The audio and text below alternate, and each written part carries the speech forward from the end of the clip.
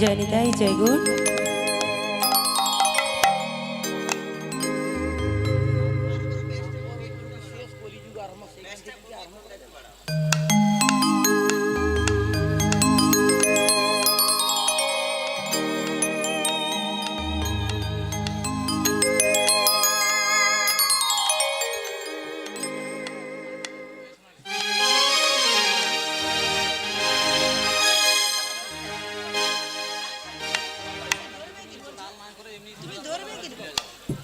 জয় নিতাই জয় গুণ জয় রাধেশ্যাম।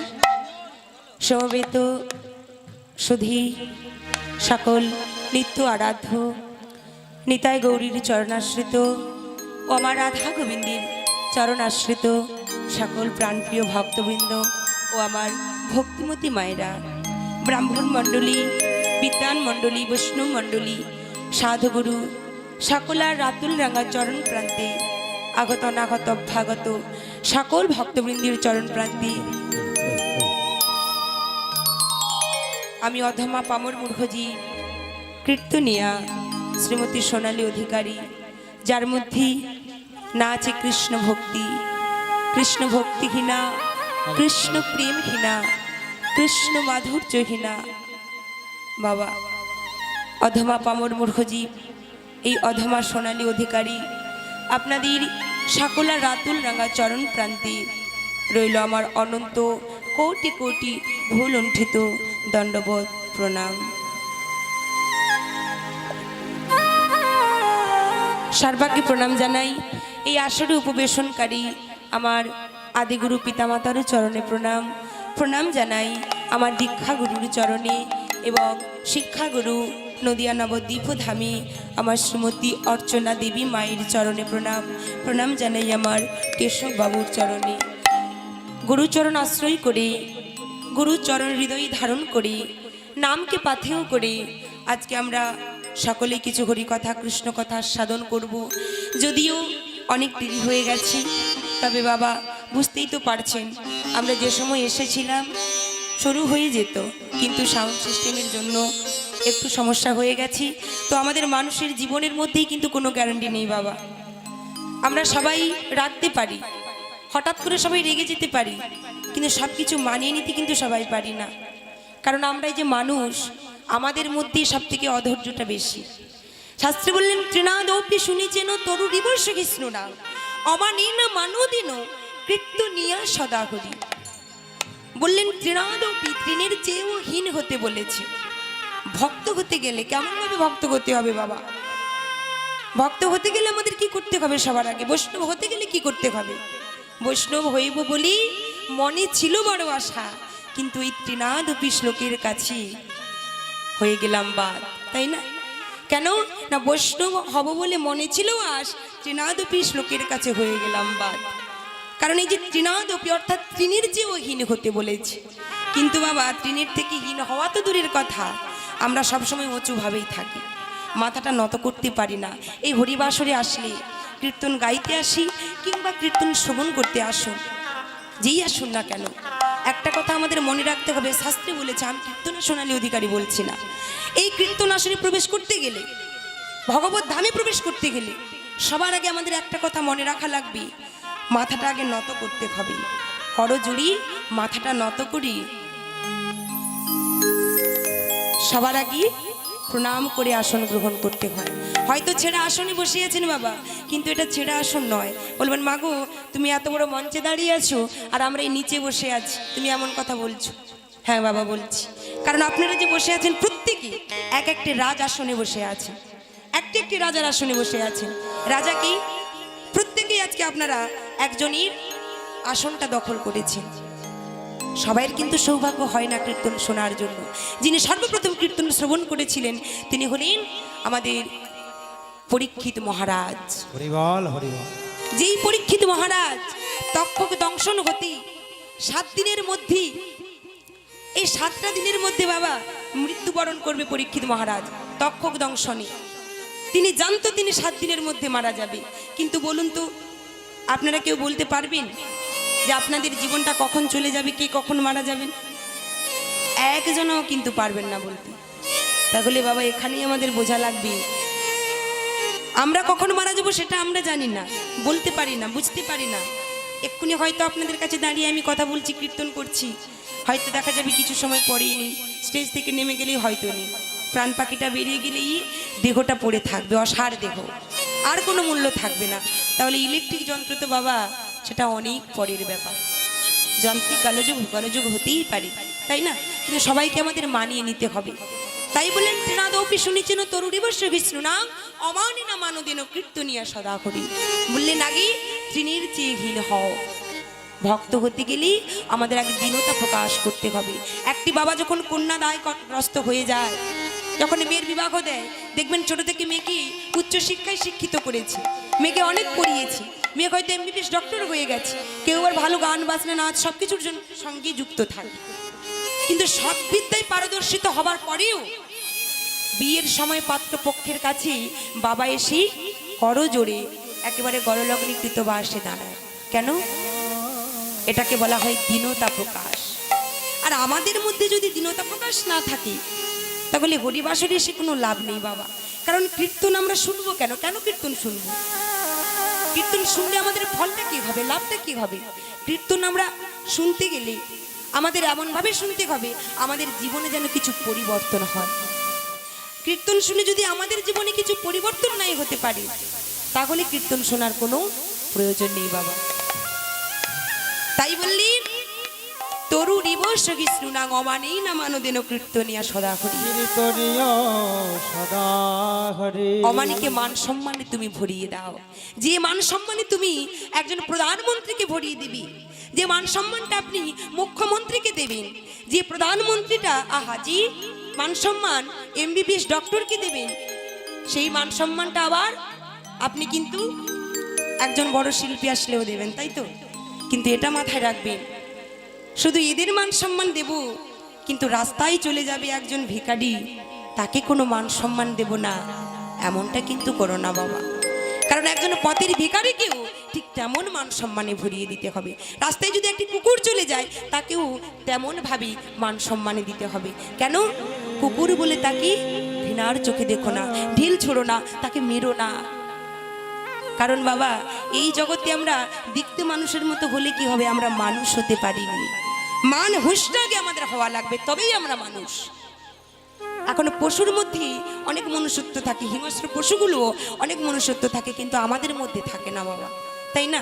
আর যদি তাই থাকতো প্রত্যেকটা বাড়িতে বাড়িতে কলহ বিদ্বেষ অশান্তি হতো না। সংসারে স্বামী স্ত্রী বাবা মা সন্তানদের কারোর সঙ্গে কারোর মিল নেই, এ তাকে খিটখিট করছে সে তাকে খিটখিট করছে, শান্তি আছে বাবা? আপনি হয়তো অনেক টাকা করেছেন তবুও দেখবেন শান্তি নাই। আর আমাদের সেই শান্তিটুকু যদি আমরা পেতে চাই অন্য কোথাও পাবে না, এসি রুমে ঘুমিয়ে থাকলেও পাবে না, মজাক করে ফুটি বাড়িতেও থাকলে পাবে না। সেই শান্তিটা পেতে গেলেই একমাত্র বাবু আমাদের সবাইকে গৌর হরির চরণে আশ্রয় নিতে হবে। গৌর হরির চরণে আশ্রয়, আর গৌর চরণ আশ্রয় করবার আগেই আমাদের সবাইকে আশ্রয় করতে হবে নিত্যানন্দের চরণ। কেন না? নিতাই চরণে যদি আমরা না ভজি গৌরকে পাবো না। বিষয় পেতে গেলে আগে আমাদের আশ্রয় হতে হবে। আর আশ্রয় করব কোথায়?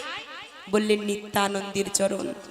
জগৎগুরু নিত্যানন্দ, তার কৃপা যদি না পাই গৌর হরির কৃপা আমরা পাবো না, তাই না? তাই সবাই নিজ নিজ গুরুচরণ আশ্রয় করি। আজকে আমরা নিতাই চাঁদের চরণ আশ্রয় করি। মহাজন এক পাশে দাঁড়িয়ে কি বলছি গো? অগো নিতাই পদ কমল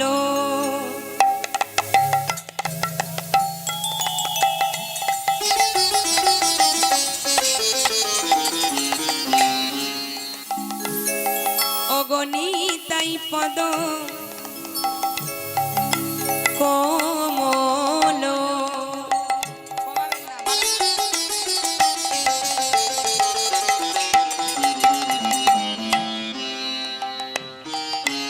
কোটি চন্দ্র সুশীতল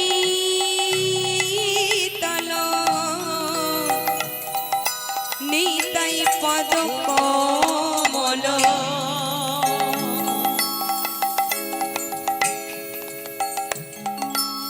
কোটি চন্দ্র সুশীতল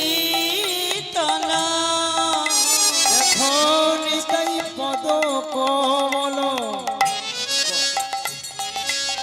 কোটি চন্দ্র সুশীতল যেই ছায়ায়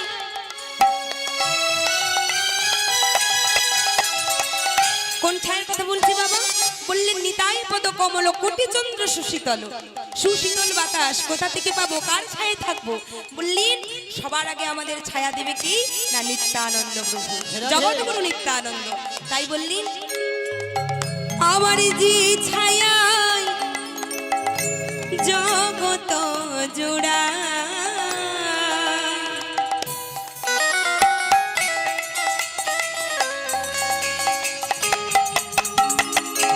যে ছায়ায় ওগো জগত জোড়া,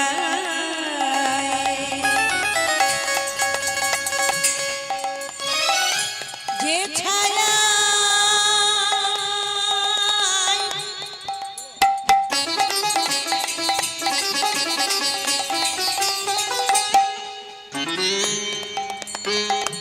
জগত জুড়া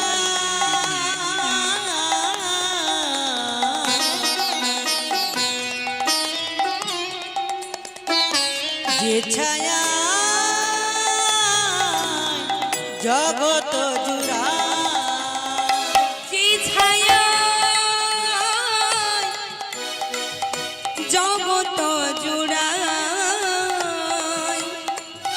যে ছায়ায় জগত জোড়া, ওরে যে ছায়া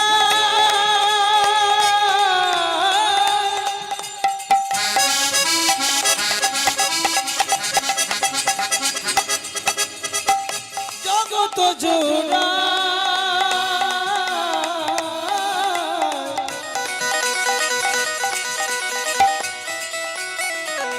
যে ছায়া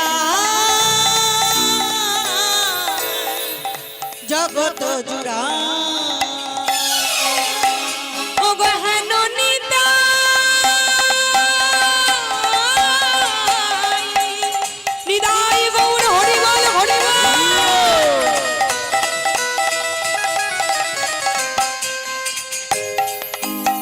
ও গহন নিতাই বিনি ভাই,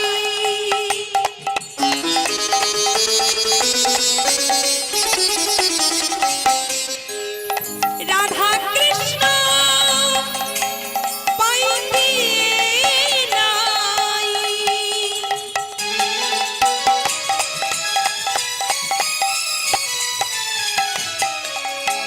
তাই দৃঢ় করি, তাই দৃঢ় করি আগে ধরো নিতাইয়ের পা,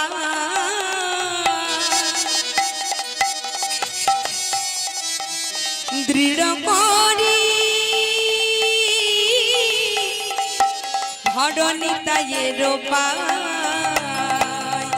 দৃঢ় করি আরে ধরনে তায়ের পা দেখো দৃঢ় করে তোমরা ধরনে তায়ের পা সবে নিতাই চরণ আশ্রয় করো, তবে বেলায়ের চরণ সবাই আশ্রয় করো, ওগো তবে গোবর পেতে পারো, আগে নিতাই চরণ আশ্রয় করো, তবে গৌর কৃপা পাবে তাই চরণ আশ্রয় করো, ওগো তবে গৌর কৃপা পেতে এবারে তাই চরণ আশ্রয় করো, ওই না দু নয়নের জলে মুখ ভাসালে, তাই চরণ আশ্রয় করো, ওগো ধুলাই গড়া গড়ি একেবারে তাই চরণ আশ্রয় করো, রোজে রাধা কৃষ্ণ পাবে, তাই চরণ আশ্রয় করো, রোজে রাধা কৃষ্ণ পাবে, নিতাই গৌর হরি বল হরি বল। রাধা কৃষ্ণ নিতাই চরণে আশ্রয় করো, তাই চরণ আশ্রয় করো,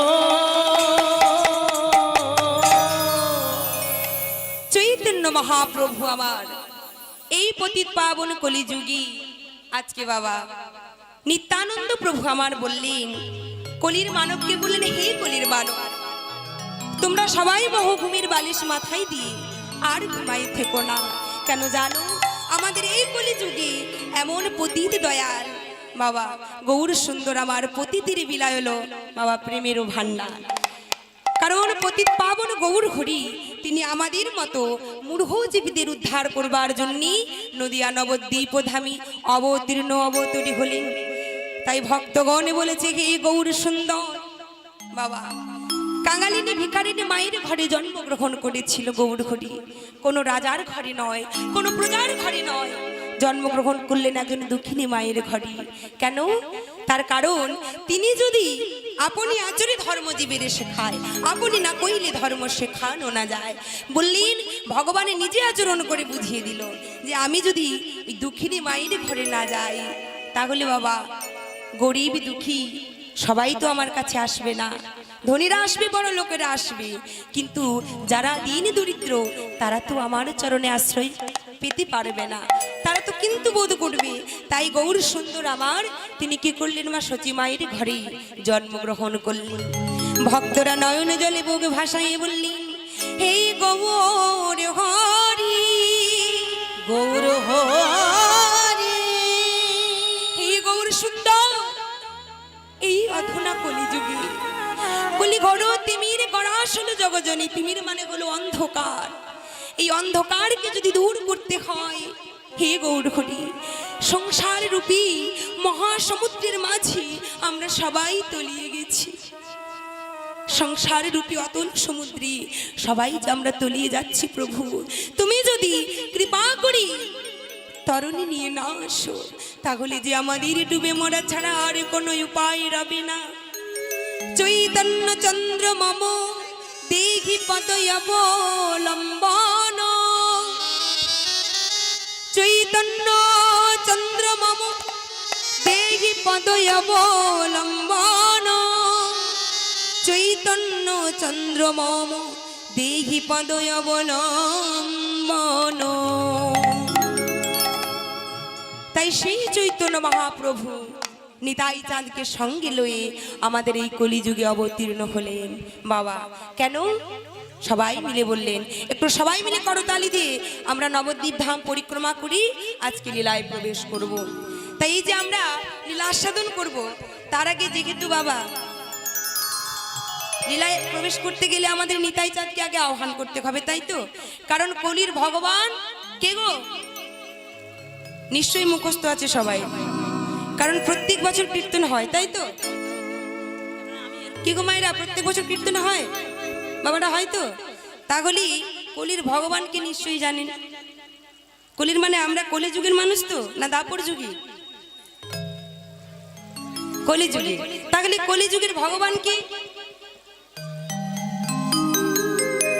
গৌর নিতাই। বললেন কলিযুগের ভগবান হলো আমাদের গৌর সুন্দর, তাহলে তার চরণ আমাদের আগে আশ্রয় করতে হবে। তাই মহাজন মাগো ভক্ত জগৎবাসীকে ডেকে ডেকে বলছে, জগৎবাসী ও গো গোলকে ডগরি, সেই গোলক থেকে এসেছি কে গো? গোলকে ডগরি গৌর হরি রূপে অগো এসেছে নদিয়া, তোরা দেখবি যদিয়া। সবাই মিলে করতালি দিয়ে নিতাই গৌর হরি বল, হরি বল, হাত যেন না নাবে, সবাই করতালি দিয়ে। তোরা আয় সকলি, তোরা আয় সকলি জগৎবাসী দেখবি যদিয়া, তোরা আয় সকলে জগৎবাসী দেখবি যদিয়া, তোরা আয় সকলে নিতাই গৌর হরি বল দেখবি যদিয়া।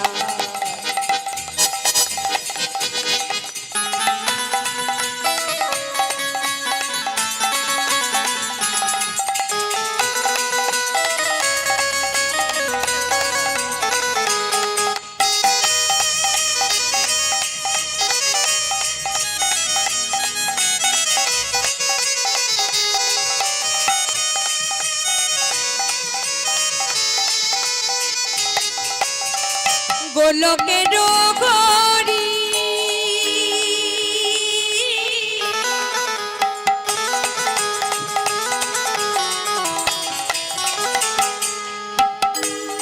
গৌর হরি রূপে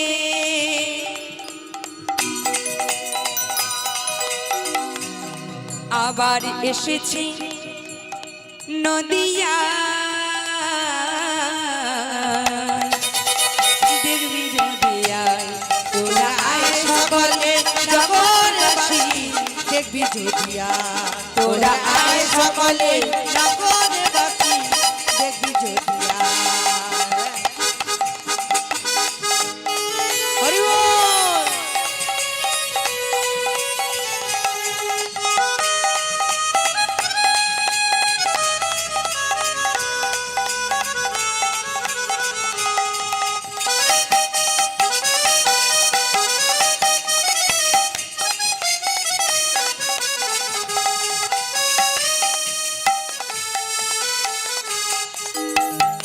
রাধা নামে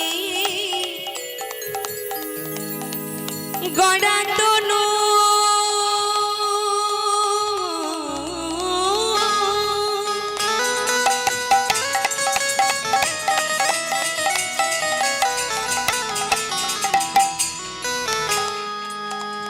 রাধা নামে আহা গড়া তনু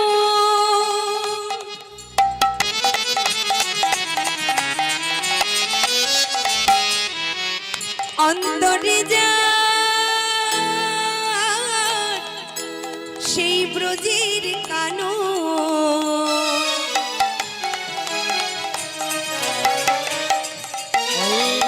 রাধা নামে দেখো গড়া তনু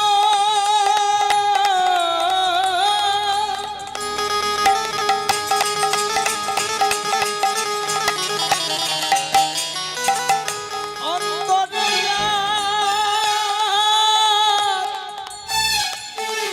ওই না ব্রজের কানো সদা হরি হরি বলি সদা হরি হরি বলে সদা হরি হরি বলি সদা হরি হরি বলে নদিয়ার পথে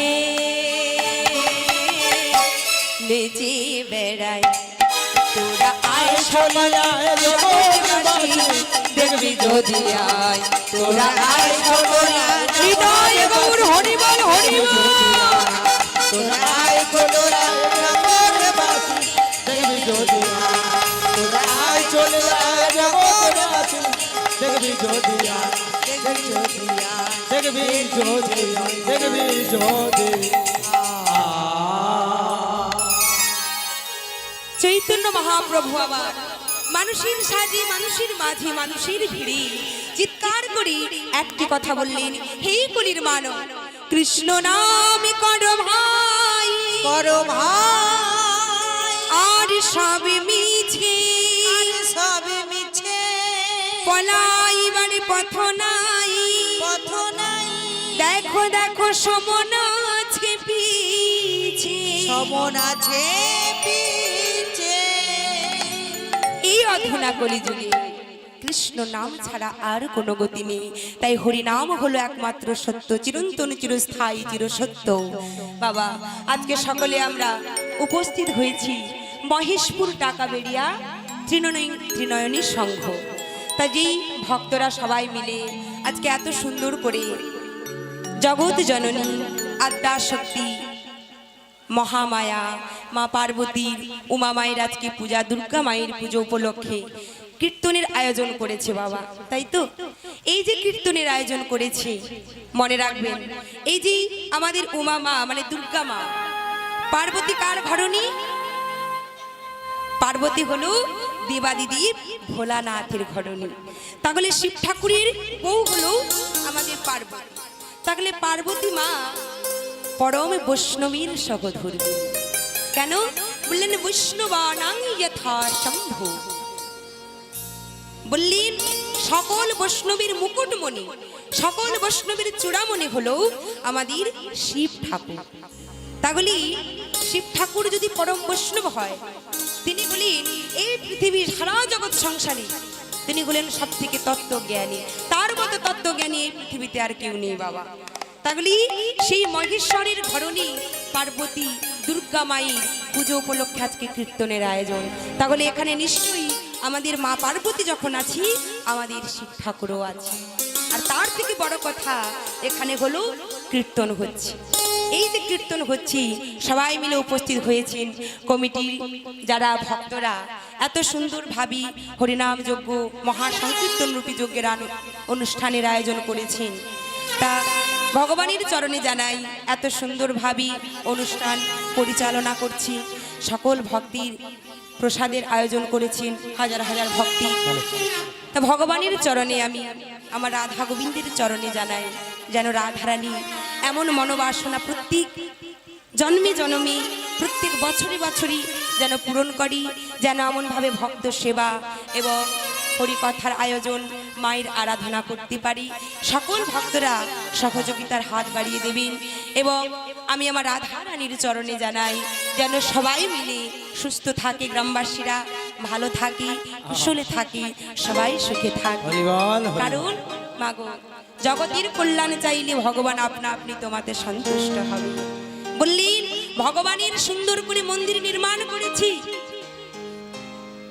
5 তলা মজাক করে বাড়ি করেছি শ্বেত পাথরি, কিন্তু দেখবেন সবার উপরে চিলে কোঠায় একটা কোনায় ঠাকুর ঘর করেছে। আর সেই ঠাকুর ঘরই ছোট্ট একটি গোপাল বসে আছে, কিন্তু সারাদিন কেটে যায়, যাওয়ার সময় হয় না। যদিও যায় আবার বাবা দুটো নকুলদানা, দুটোর বেশি 3টে পড়ে না। আবার কোনো কোনো সময়ে 3টে যদিও পড়ে, ওই সারাদিন ধরে নকুলদানা ঠাকুরের কাছেই রয়ে গেল। প্রসাদটা নেওয়ার, ওই প্রসাদের তুলসীটা নেওয়ার সময়টুকুও হয় না। অনেক জায়গাতে লক্ষ্য করেছি বাবা। বললেন দুটো নকুলদানা আর মাত্র একটি তুলসী পত্রও থাক, যদি ভালো কিছু ভোগ দেওয়া হতো ওটা অনেক আগেই সরে আসতো।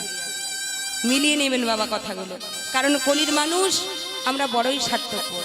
নিজেরা খাওয়ার বেলায় ভালো মন্দ, ভগবানের বেলায় দুটো নকুলদানা। হ্যাঁ, রোজ রোজ ভগবানের সেবা হয়, অত সময় আছে নাকি? এই বিশ্ব ব্রহ্মাণ্ডের অধীশ্বর যিনি, যে তোমাকে সব কিছু দিয়েছি, যার ইঙ্গিত ছাড়া একটি গাছের পাতাও পর্যন্ত নড়ে না, তুমি কিনা তার বেলায় অবহেলা করো, তাই না? ভক্ত বলছি, ভগবানকে যদি পেতে চাও, ভগবানকে যদি ভালোবাসতে চাও, তাহলে সবার আগে তোমাকে কি করতে হবে গো? মনটাকে আগে সরলতা করতে হবে, সরলতা ভাব প্রকাশ করতে হবে। যতক্ষণ পর্যন্ত ওই শিশুর মতো না হচ্ছে, ততক্ষণ পর্যন্ত ভগবানের কৃপা পাওয়া যায় না। কারণ ভক্ত যদি ভালোবেসে অনু করে দান, সেই অনু মোর কাছে পর্বত সমান। কে বলেছে? ভগবান নিজেই বলেছে। বললেন অনুমানে হলো কিঞ্চিৎ, সামান্য ভালোবাসা যদি কোনো ভক্ত আমাকে অর্পণ করে, আমি তার দ্বিগুণ তাকে ফেরত দিয়ে দিই। কিন্তু আমরা সেই সামান্য ভালোবাসা ভগবানকে দিতে পারি না। আমরা বৃথাই মরীচিকার মতো, যেখানে কিছু আশা করা যায় না, শূন্য মরুভূমিতে এতটুকু জল পাওয়া যায় না, আমরা সেখানেই কিন্তু ধাবিত হই বারে বার। কিন্তু যেখানে ভগবানের কৃপা পাওয়া যায়, রাধারানীর চরণে একটু কৃপা, একটু যদি আমরা মন দিই, তাকে ভালোবাসি, এতটুকু দিলে আমরা বিশাল কিছু পাবো বাবা। কিন্তু তাকে আমরা ডাকি না, ভজি না। তাই চলুন আজকে আমরা সকলে আস্বাদন করব এমন এক ভক্তি, যে আমার রাধা গোবিন্দের কৃপা লাভ করেছিল। সেই ভক্ত হলো লালা বাবু জগৎ সিং। এই যে মুর্শিদাবাদ ডিস্ট্রিক্ট কান্দি শহরে রাজা ছিলেন, তিনি হলেন প্রাণ কৃষ্ণ। এই প্রাণ কৃষ্ণের পিতা ছিল বাবা, ঠাকুর দাদা ছিল গঙ্গা গোবিন্দ সিংহ আর রাধা গোবিন্দ সিংহ। এই বিষয়ে আমরা পৌঁছানোর আগে হরিবোল হরিবোল আনমন হবেন না বাবা, একটু ধৈর্য সহকারে শুনুন, ভালো লাগবে। কথা দিলাম, একটু ধৈর্য সহকারে বসুন। আপনারা যদি না স্থির হন, আমি নিজ বাড়ির কন্যার মতো বাবা, আপনাদের সন্তানের ন্যায় যদি কোনো ভুল ত্রুটি হয় অবশ্যই হবে, যদি নয় অবশ্যই হবে। কেন? ব্রহ্মা চতুর্বদনে কিন্তু তার লীলা কথা সমাপন করতে পারে না। সারদা দেবী কজ্জলি লিখিতং পুস্তক বললেন, কজ্জলি লিখিতং পত্রং তরুবর শাখা লিখিতং লিখনি অনন্তকাল ধরিয়া সারদা দেবী নচস্ফুরত রাধা কৃষ্ণ গুণ কীর্তন। বললেন পারিজাত বৃক্ষের পত্রর ন্যায় যদি কাগজ হয়, অথই সমুদ্রের জলের পরিমাণ তৎসম পরিমাণ যদি দোয়াত ভর্তি কালি হয়, তথাপিও রাধা গোবিন্দের গুণকথা সমাপন করা যায় না। তাই চলুন, লীলায় প্রবেশ করার আগে দুই বন্ধু দুজনেই ছিল জমিদার, বাল্য বন্ধু, পরে কিন্তু আবার শত্রুতায় পরিণত হয়েছিল। এবার বন্ধু কি করে আবার পুনরায় মিত্রতা লাভ করেছি, একজন রাজা থেকে কি করে ভিখারি হয়ে গেল, পথের ভিখারি, সর্বস্ব ত্যাগ করলেন, সর্বস্ব হারিয়ে ফেললেন। আজকে সেই বিষয়ে আমরা আস্বাদন করব। তাই সবার আগে আমরা ভজন রাজ্যের মধ্য দিয়ে লীলায় প্রবেশ করব। শ্রী গুরু নিতাই গৌর প্রেমানন্দে হরি বল, হরি বল, হরি বল।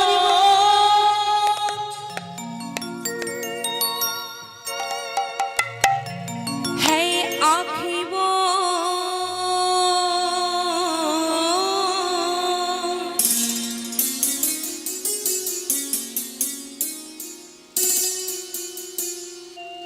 है आँखें वो जो शाम का दर्शन किया करी, है शीश जो प्रभु चरण में बंदन किया करी, बेकार है ये मुख जो रही व्यर्थ बात में, मुख है वो जो हरि नाम का सुमिरन किया करी।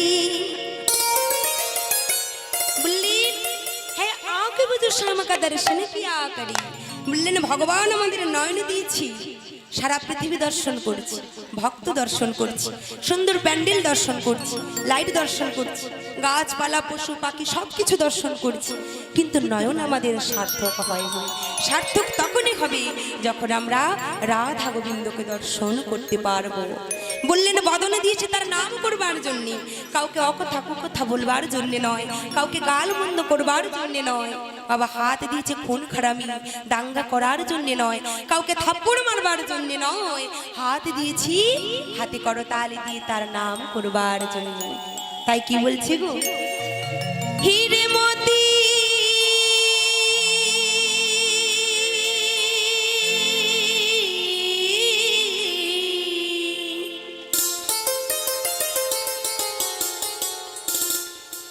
हीरे मोती से नहीं शोभा है हाथ की,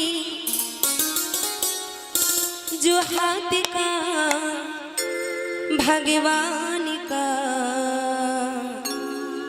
पूजन किया करे, मर कर भी अमर नाम का जग में, प्रभु प्रेम में बलिदान जो जीवन किया करे। निताई गौर हरि बोल, हरि बोल।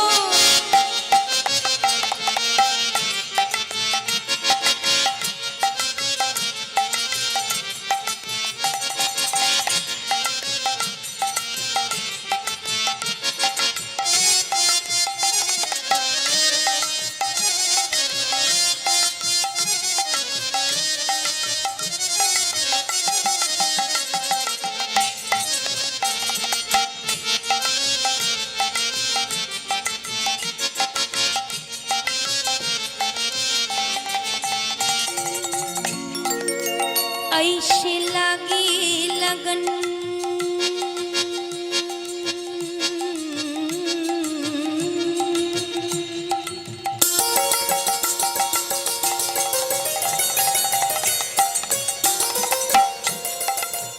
ऐसे लगी लगन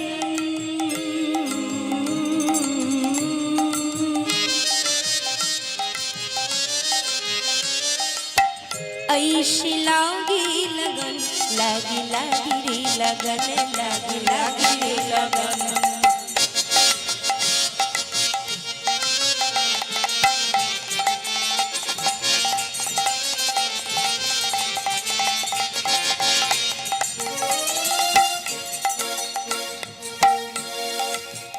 ऐसी लगी लगन मेरा हो गई मगन, ऐसी लगी लगन मेरा हो गई मगन। वो तो गली गली हर गुन गाने लगी, महलों में पली बन के जो बन चली, महलों में पली बन के जो बन चली। मेरा रानी दीवानी का गाने लगी, ऐसे लगी लगन।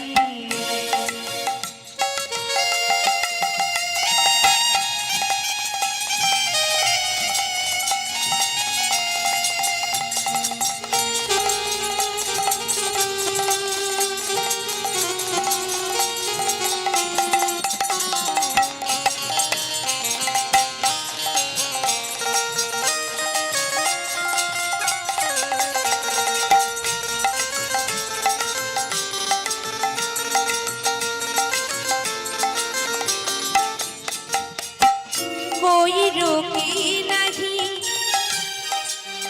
कोई टोके नहीं, कोई रोके नहीं, कोई टोके नहीं।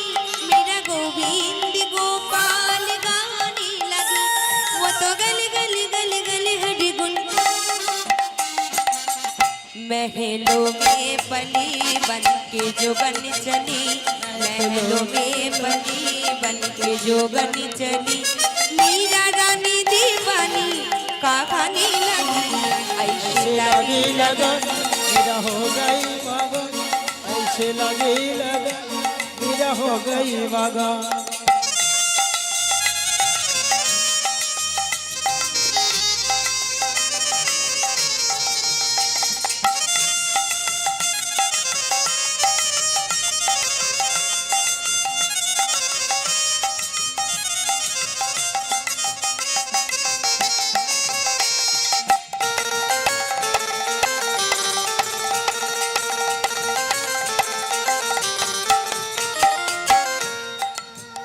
राना ने बीस दिया मानय अमृत पिया, मेरा सागर मिश्रिता समाने लगी। दुख लाखों शहर मुझ गोविंद कही, मेरा प्रेमी प्रीतम को मनाने लगी। वो तो गल गल गल गल गल गुन। महलों में पली बन के जो बन चली, महलों में पली बन के जो बन चली। मीरा रानी दीवानी का खाने लगी, ऐसी लगी लगन मीरा हो गई मगन, ऐसी लगी लगन मीरा हो गई मगन। वो तो गली गली गली हरि गुन गुन गाने लगी, ऐसे लगी लगन मीरा हो गई मगन, ऐसे लगी लगन मीरा हो गई। निदाई गुण होरी ऐसे लागी लगन मीरा हो गई मगन, ऐसे लागी लगन मीरा हो गई मगन।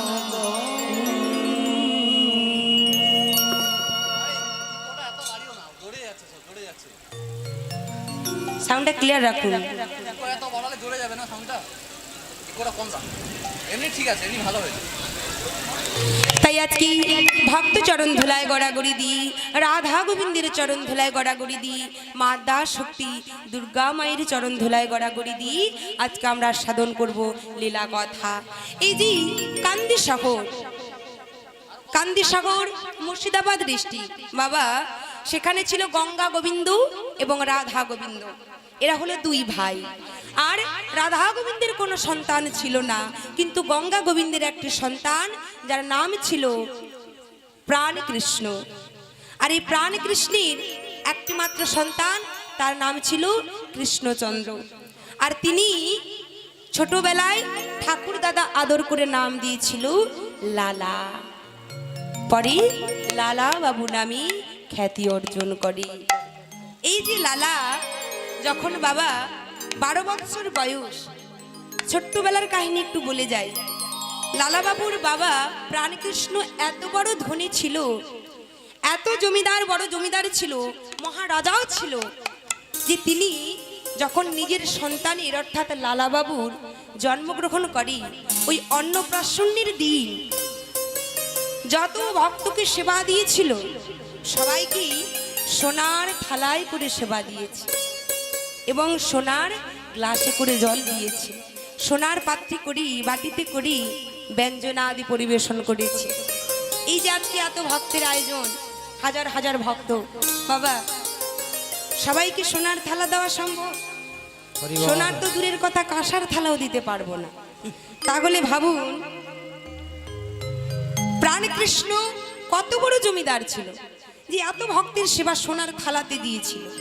আর সেই লালাবাবু যখন 12 বৎসর বয়স, 12 বৎসর বয়সেই লালাবাবু একদিন কাছারি বারান্দায় দাঁড়িয়ে আছে। আর কাছারি বারান্দায় লালাবাবু আমার যেই না দাঁড়িয়ে আছি, দূর থেকে দর্শন করছি একজন ভিক্ষুক ব্রাহ্মণ এসেছে বাড়িতে। আর সেই দাঁড়িয়ে এসে যখন দাঁড়িয়েছি, কি যেন কি বলছি দাড়ি কি, আর দাড়ি কি করছি, ওই জমিদার বাড়ির যে দাড়ি বারবার ধাক্কা দিয়ে বাহিরে বের করে দিচ্ছি। আর দূর থেকে দর্শন করি লালা চিৎকার করে দাড়িকে ডেকে বলছি, দাড়ি, ও দাড়ি, আমাদের দাড়ি কে এসেছি? আর কাকে বা তুমি বারবার এমন করি ধাক্কা মেরে বাহিরে বের করে দিচ্ছ?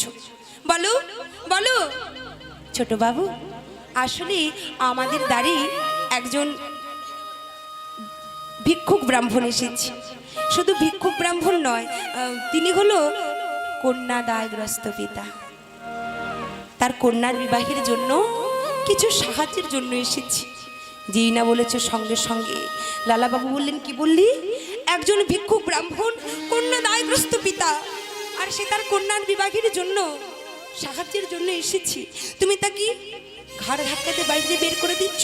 শোনো, আমি তোমায় আদেশ করলাম, চলে যাও তুমি। তুমি আমার বাবার কাছে গিয়ে বলবি এই ভিক্ষুককে, এই ব্রাহ্মণকে যেন তার কন্যার বিবাহের জন্য 1000 টাকা দান করে দেয়। আর এই কথা গিয়ে বললেন কি দাড়ি, কাকি? প্রাণকৃষ্ণকে। যেই না বলেছে সঙ্গে সঙ্গেই প্রাণকৃষ্ণ শুনি ক্রোধান্বিত হয়ে বলেন, কি বললি? এত বড় বুদ্ধি সাহস, মাত্র 12 বৎসর বয়স, যে কিনা উপার্জন করবার ক্ষমতা রাখে না, সে দান করবার বাসনা রাখে। শোনো, এই 1000 টাকা তুমি দান করে দাও, আর ওকে গিয়ে বলে দিবে তোমার ছোট বাবুকে যতদিন পর্যন্ত অর্থ উপার্জন করতে না পারি ততদিন পর্যন্ত যেন দান করবার বাসনাও না যায়।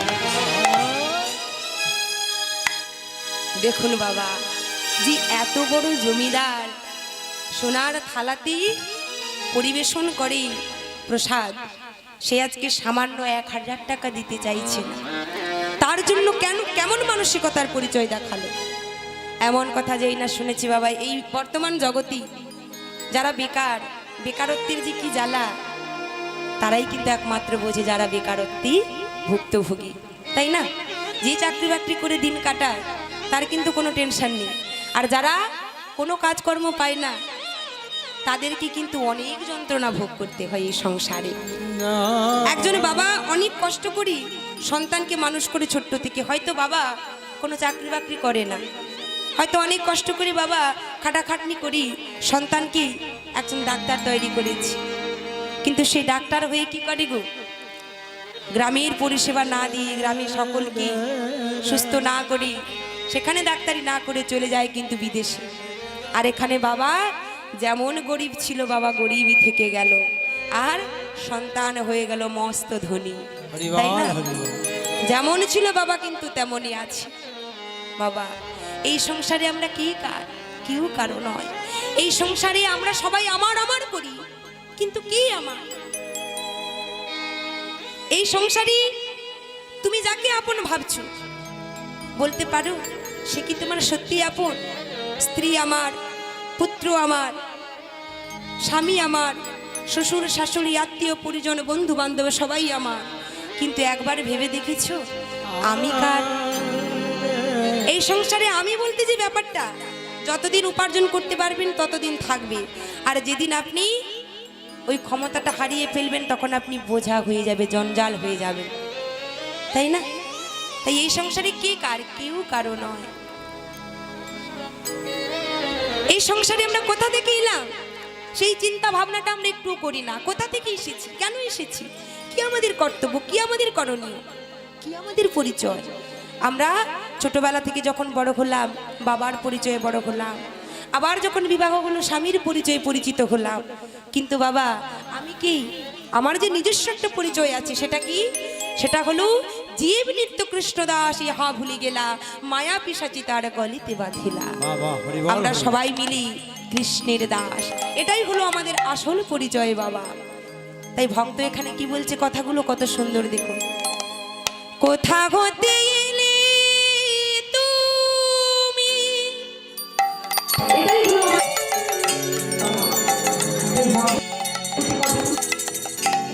কোথা হতে এলে তুমি,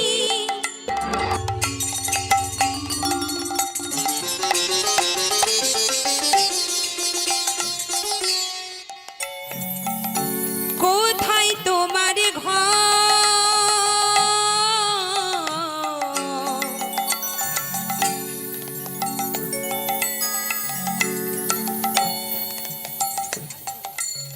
কোথা হতে এলে তুমি,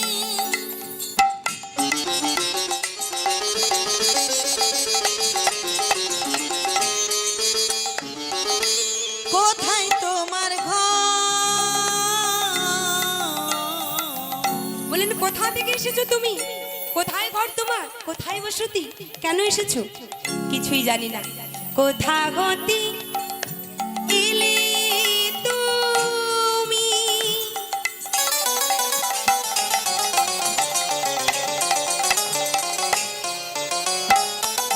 কোথায় তোমার ঘর, আপন আপন করো জারি,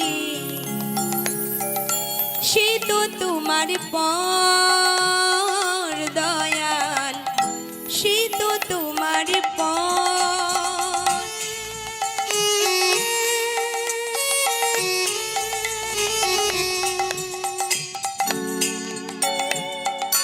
কোথা হতে এলে তুমি,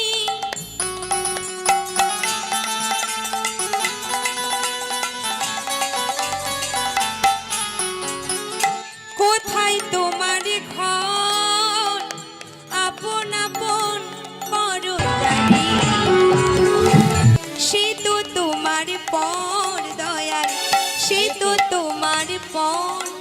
তুমি কেন বোঝো না,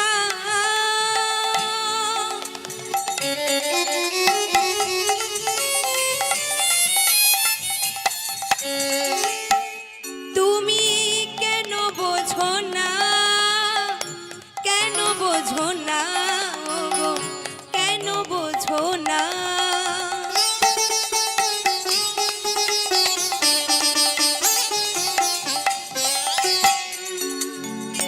কোথা হতে এলে তুমি,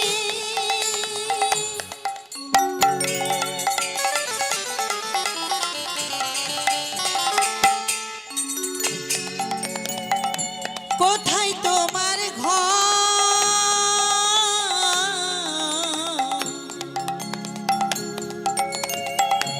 আপন আপন বলছো জানে,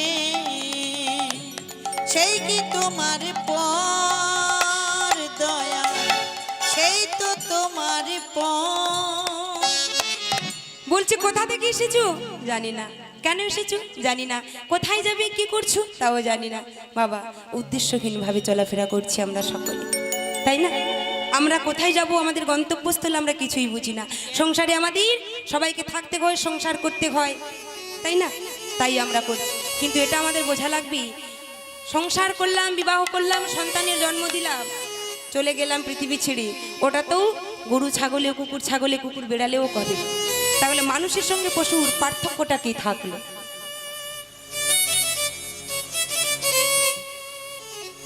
আজকের এই লীলা গানে বিভোর হয়ে গঙ্গারানী মাইতি মহেশপুর আমাদের গায়িকা সোনালী দেবীকে 50টি টাকা দিয়ে সম্মানিত করছেন।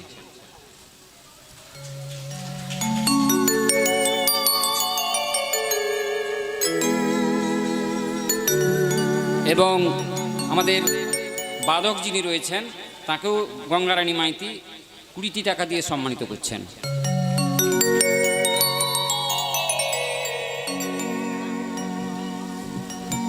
তাই বাবা আজ কি লালা বাবু কি করেছি গো?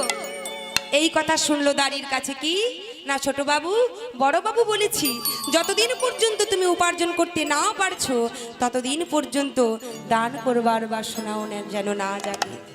আর এই কথা শুনি লালা বাবু মনে বড় দুঃখ পেল, বড় কষ্ট পেল। না না, কি করে হয় যারা এত বড় সাম্রাজ্য সামান্য দান করবার জন্যে এমন নিচু মানসিকতার পরিচয় দেখায়। থাকবো না আমি আর এই সংসারে, এই ঘরে আমি আর থাকবো না। কাউকে কিছু না বলি রাতের অন্ধকারে লালাবাবু আমার একদিন ঘর ছেড়ে চলে গেল বর্ধমান। সেখানে গিয়ে একটি কালেক্টরি অফিসে ফেরেস্তাদারি 20 টাকা বেতনে, মাত্র 20 টাকা বেতনে চাকরি করে। আর এমনিভাবে বেশ কিছু বছর কেটে যায়। দেখতে দেখতে যখন কয়েকটা বছর কেটে গেল, মাগো একটু মন দিয়ে শুনুন, চঞ্চল হবেন না। সঙ্গে সঙ্গেই বাবা কিছুদিন পরে লালাবাবু আমার চাকরি করি, নিজের জীবিকা নির্বাহ করি। এদিকে একদিন প্রাণকৃষ্ণ মনে মনে ভাবছি তিনি অসুস্থ হয়ে পড়েছে। বাচ্চাদের বসান, বাচ্চাদের বসান, বাচ্চাদের ধরুন। যদি প্রবলেম হয় ড্রোন ক্যামেরাটা এখন অফ রাখুন, কারণ ওই ক্যামেরাটার জন্য বাচ্চারা দৌড়াচ্ছে।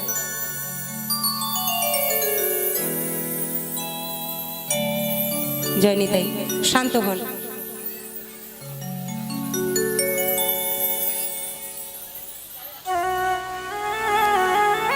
তাই আজকে প্রাণকৃষ্ণ যখন বিছানায় শয্যাশায়ী হয়ে গেল বাবা, মনে মনে ভাবছি এত বড় সাম্রাজ্য, এত বড় সাম্রাজ্য, এত ধন সম্পদ কি হবে আমি যদি চলে যাই? আমার সন্তান তো রাগ করে চলে গেছে, অভিমানে চলে গেছে, তাকে কি করে ফিরিয়ে আনবো? সবাইকে জমিদারি মহলে ডাকছে, ওরি কে কোথায় আছিস, শীঘ্র করে আমার কাছে তোরা একবার আয়। ওরি তোরা একবার জানা দে আমার লালাকে আমার কাছে একটি বার এনে দি, একটি বাড়ির জন্য এনে দি। জানিস আমার এত বড় জমিদারি মহল, এত বড় সাম্রাজ্য, আমি তো অসুস্থ হয়ে পড়েছি, ও ছাড়া যে আমার আর কেউ নেই, তোরা একবার আমার কাছে ওকে নিয়ে আয়। যেই না বলেছি সবাই মিলে ছুটতে ছুটতে চলে গেল লালাবাবুর কাছে। কিন্তু লালাবাবুর মনে এতই অভিমান, এতই অভিমান, এতই রাগ যে সে এলোই না। প্রাণকৃষ্ণ আমার দু নয়নের জলে বুক ভাসায় কাঁদছে, ভগবানকে ডাকছে, হে দয়াময়, দয়া করো ভগবান, তুমি কৃপা করো ভগবান,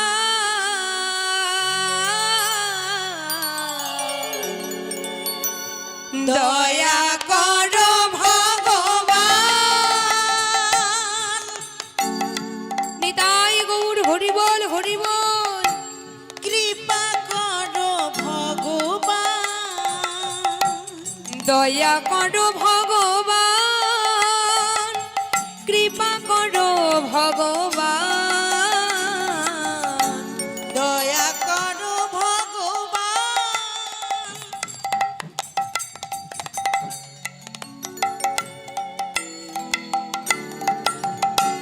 দয়া করো ভগবান, কৃপা করো ভগবান, দয়া করো ভগবান, কৃপা করো ভগবান। সংসার কাননে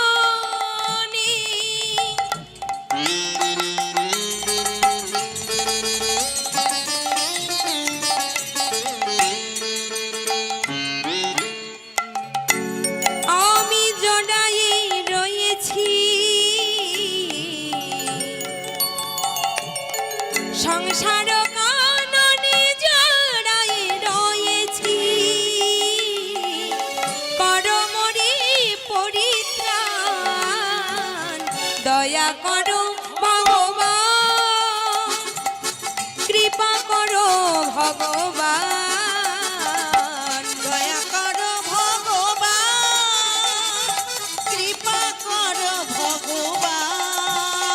তুমি দয়া করো ভগবান,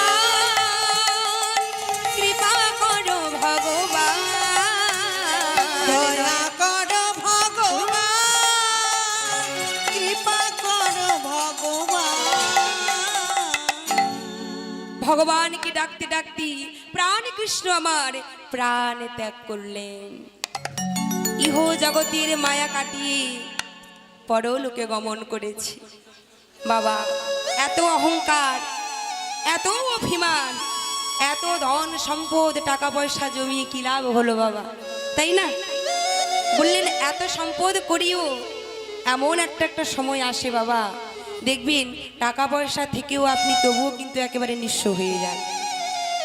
শেষের দিনই জল দেওয়ার মতো কেউ থাকে না। সারা জীবনে কি লাভ? সংসার সংসার করি, অনেক অর্থ জমান, তাই না? অনেক সম্পদ রেখেছে, অনেক ব্যাংক ব্যালেন্স করেছে, কিন্তু তারপরেও দেখা গেল টাকা জমালেন আপনি ঠিক কথা, কিন্তু এমন একটি রোগ হলো, আপনি কোথায় যাবেন সর্বপ্রথমেই? ডক্টরের কাছে। সবার আগে ডক্টরের পরামর্শ নেবেন। ডাক্তারবাবু কি বললেন? কোনো চিন্তা করবেন না, ও আমি আছি, ঠিক করে দেব, কোনো চিন্তা করবেন না। ভগবান তখন মৃদু হাসে, তুমি যে তাকে গ্যারান্টি দিচ্ছ কোনো চিন্তা করো না, আমি আছি, ঠিক করে দেব, তোমার গ্যারান্টি কি?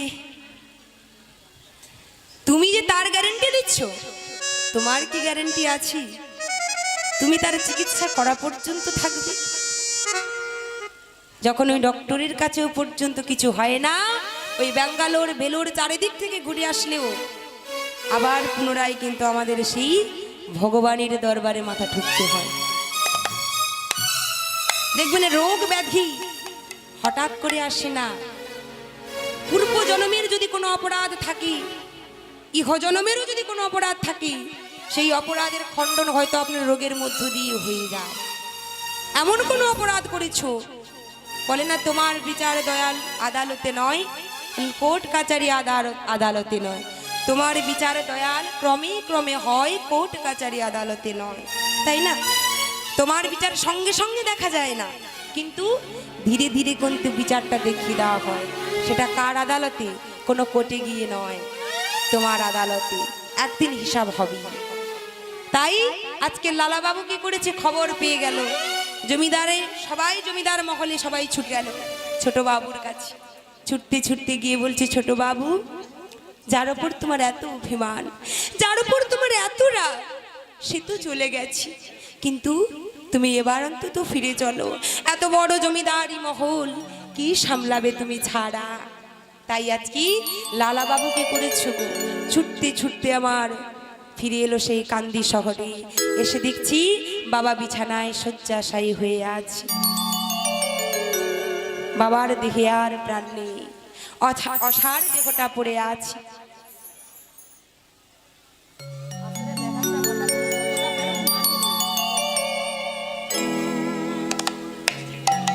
তাই আজকে লালাবাবু কি করেছে, দর্শন করেছে বাবাকে। আর বাবাকে দেখি লালাবাবু আমার নয়ন জলে বুক ভাসিয়ে কাঁদেছে, মনে মনে ভাবছে, হায়রে ছোট্টবেলা থেকে এই বাবার কোলে কত খেলেছি, বাবার কোলে একটু একটু করে বড় হয়েছি, আজকে সেই বাবার ওপর অভিমান করে চলে গেলাম, শেষের দিনই বাবার বদনে একটু জল পর্যন্ত দিতে পারলাম না। কাঁদতে কাঁদতে লালাবাবু আমার কি করছি গো, লালাবাবু আমার পিতার দেহ নিয়ে গিয়ে মুখাগ্নি করলেন, শ্রাদ্ধ কার্য সমাপন করলেন। দেখতে দেখতে কয়েকটা বছর আবার কেটে গেল। লালাবাবু আমার কি করলেন গো, পুনরায় লালাবাবু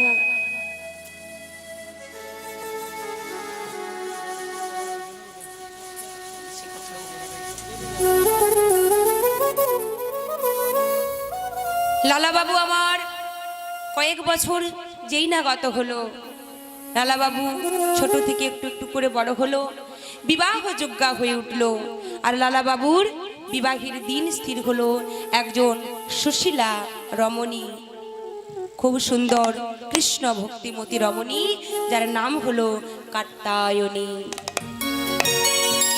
দেখবেন যে কৃষ্ণ ভক্ত হয় তার সঙ্গে কিন্তু সেই কৃষ্ণ ভক্তির যদি মিলটা হয় তবেই দেখবেন বাবা খুব সুন্দর ভালোভাবে মিলে যায়।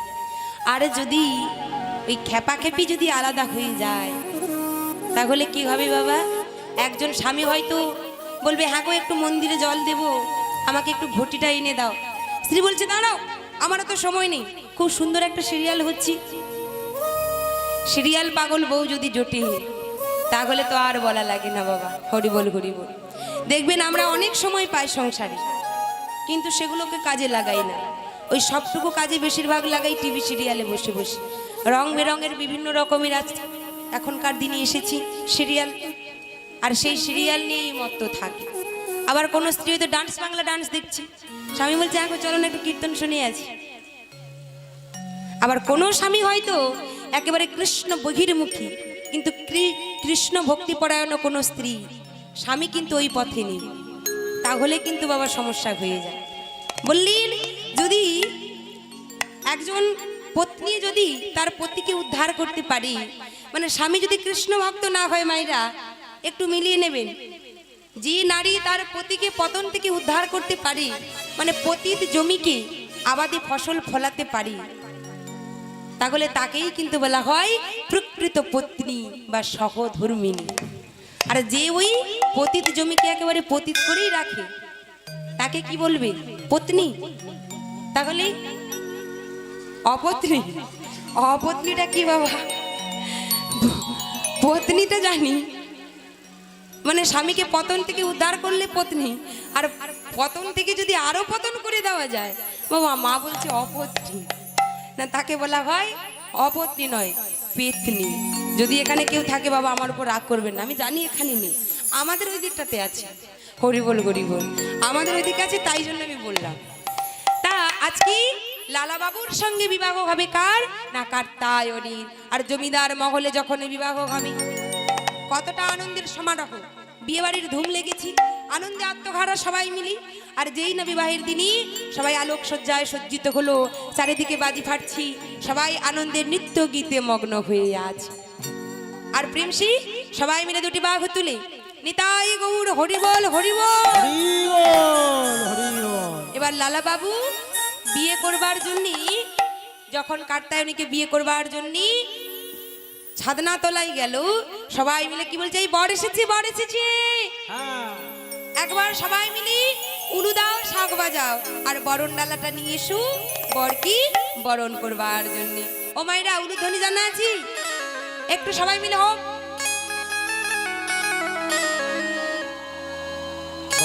আচ্ছা, এই ক্যামেরাতে যারা আছেন দাদা ভাই, তা কাঞ্জিলাল দাদা আছি, আর একজনকে আমি ঠিক জানি না, এইচপি স্টুডিও, আর একটা হরিভক্তবৃন্দ, তাই তো?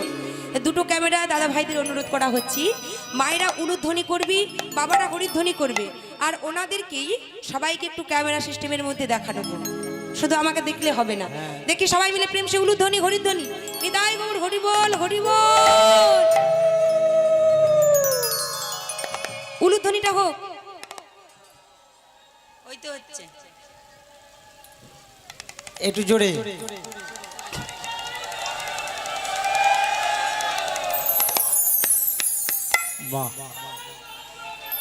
হরিবল হরিবল, জয় রাধেশ্যাম। এতক্ষণে বাবা, এতক্ষণে হরিবাসরটা একেবারে পূর্ণ হয়েছে, তাই না? আর বিবাহ বাড়িটাও কিন্তু এবার পূর্ণ পরিপূর্ণ হয়েছে, কারণ বাবা হরিবাসরেও কিন্তু উলুধ্বনি লাগে, আর বিয়ে বাড়িতে উলুধ্বনি লাগে, তাই না? তাহলে একসাথেই যুগল ধ্বনিও হয়ে গেল। তাহলে সবাই মিলি করতালি দিয়ে, ওগো বরে এলো বরে এলো বলে, সবাই করতালি দিয়ে, পড়ে গেল সারা গো, পড়ে গেল সারা, পড়ে গেল সারা, নিতাই গৌর হরিবল হরিবল।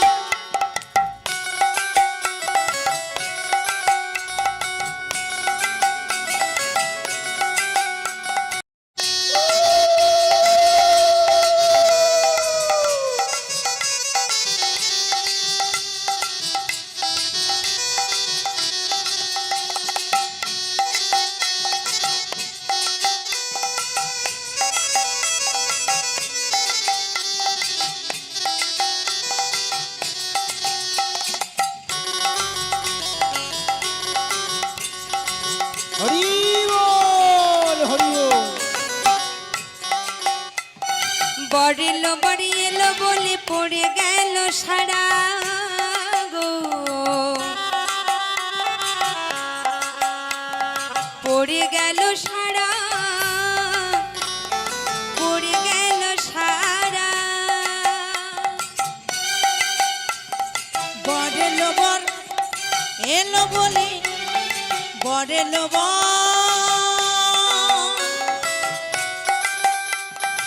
এলো বলে বাবা হরি বল হরি বল। পড়ে গেল সারা গো, পড়ে গেল সারা,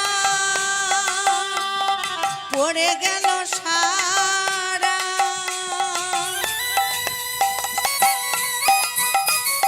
হরি বল।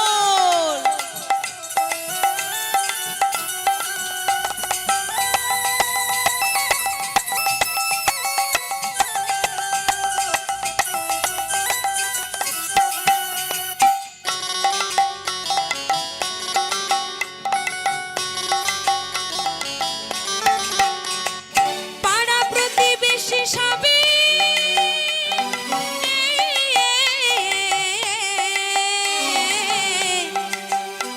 আজ হলো দিশাহারা গো, হলো দিশাহারা, হলো দিশাহারা গো, হলো দিশাহারা, হলো দিশাহারা গো, হলো দিশাহারা, হলো দিশাহারা গো, হলো দিশা। আজ পড়েলো পড়েলো বলে পড়ে গেল সারা গো, পড়ে গেল সারা, পড়ে গেল সারা গো, বলে লো বলে লো বলে। পড়ে গেল সারা গো, পড়ে গেল সারা, পড়ে গেল সারা। বলে লো বলে লো বলে পড়ে গেল সারা গো, পড়ে গেল সারা। বলে লো বলে লো বলে পড়ে গেল সারা গো। পড়ে গেল সারা।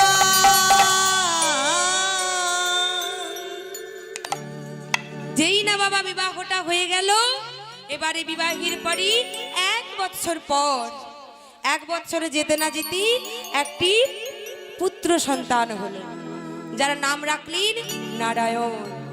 বাবা আর একটি পালিত কন্যাও ছিল, যার নাম ছিল বাবা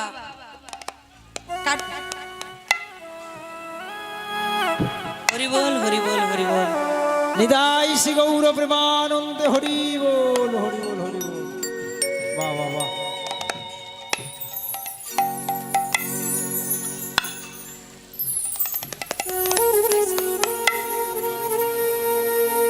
জানি তাই ভক্ত বাবা আশীর্বাদ করবেন, ভক্তরা সবাই রাধা গোবিন্দ চরণে জানাই, যেন এই ভক্ত বাবাকে শেষের দিনে হাত ধরে যেন পার করে নেয় বাবা। কারণ আমাদের একটু একটু করে সংসারে সময় চলে যায়, কিন্তু সময়টা চলে গেলে সাধনটা কিন্তু আর হবে না বাবা, তাই না? লালন ফকির বলেছিল যে সময় গেলেই সাধন হবে না। তাই বললেন বাবা আমরা সকলেই আজকে লালাবাবুর বিবাহের পরে 1 বছর পরে একটি পুত্র সন্তান হলো, একটি পালিত কন্যাও ছিল। তা পুত্র সন্তান এবং কন্যা স্ত্রী সংসার সবাইকে নিয়ে মনের আনন্দে দিন কাটাচ্ছে। আর একদিন হঠাৎ করে বাবা হঠাৎ করে দেখলো দ্বারে একজন ভিক্ষুক এসেছে, আর লালাবাবু আমার কাছারি বারান্দায় দূরি দোলনায় বসে আছে, দোল খাচ্ছে। আর এদিকে ভিক্ষুক ব্রাহ্মণ এসে ডাকছে, দাঁড়িয়ে এসে ডাকছে, বাবু বাবু কেউ কি আছো, আমায় 1 মুষ্টি ভিক্ষা দিবি গো। ভিখারি ডাকছে, বাবু গো বাবু গো,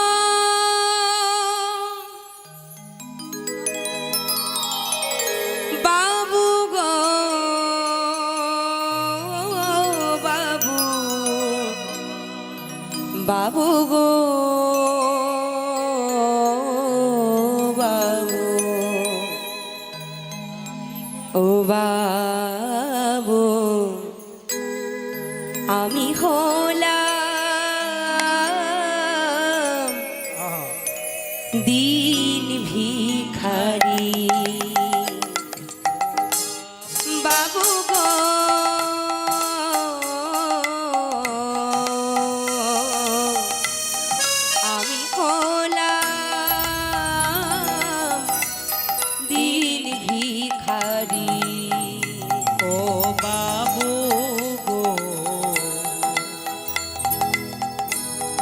আমি হলাম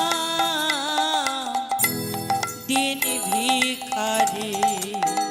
ও ও বাবু গো, বাবু গো, আমি হলাম দিন ভিখারি। ও বাবু গো, আমি হলাম দিন ভিখারি।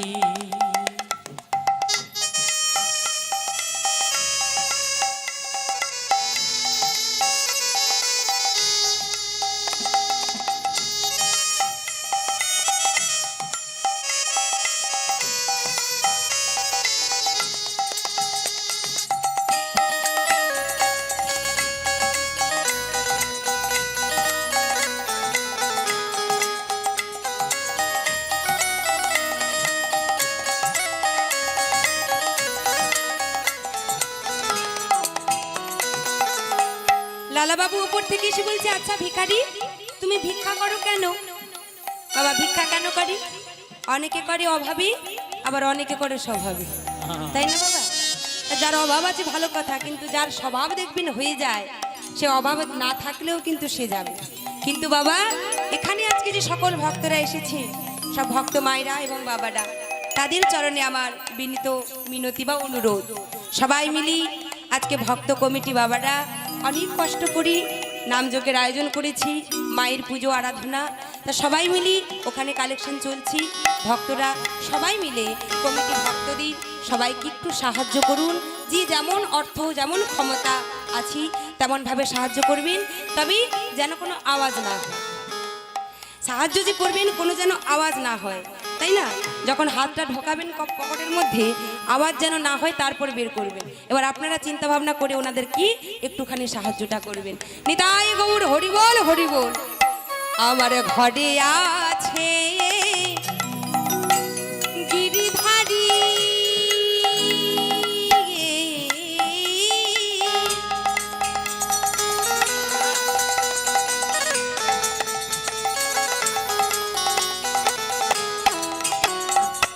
তাই দাঁড়িয়ে দাঁড়িয়ে অগো ভিক্ষা করি। আমার ঘরে আছে গিরিধারী,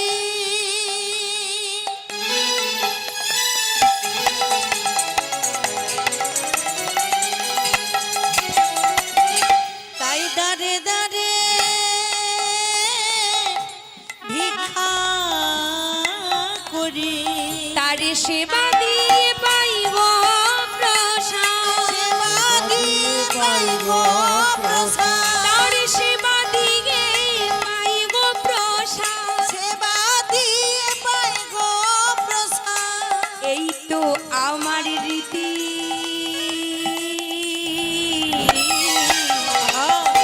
বাবু গো, আমি হলাম দিন ভিখারি। ও বাবু বাবু গো, আমি হলাম দিন ভিখারি। ও বাবু গো, আমি বড় দিন ভিখারি। নিতাই গৌর হরিব। আমি বড় দিন ভিখারি।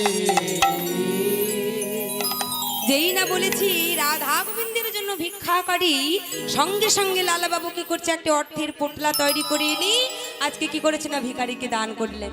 সঙ্গে সঙ্গে ভিখারি বলছে, বাবু এই কি আমায় এত কিছু দিচ্ছ কেন? আমি এত কিছু নিয়ে কি করব? কেন ভিখারি, তুমি ধনী হবি, বড় লোক হবি আমার মতো? ও তাই, বেশ তাই হবে বাবু, তাই হবে। সঙ্গে সঙ্গে অর্থের পোটলাটি নিয়ে রাস্তার মাঝে চলে যাচ্ছে। হঠাৎ করে ভিখারি কি করেছি, সেই অর্থের পোটলাটি নিয়ে সঙ্গে সঙ্গে নদীর জলে ছুঁড়ে ফেলেছি। আর এই দৃশ্য দর্শন করলেন দূর থেকে লালাবাবু, চিৎকার করে বললেন, ভিখারি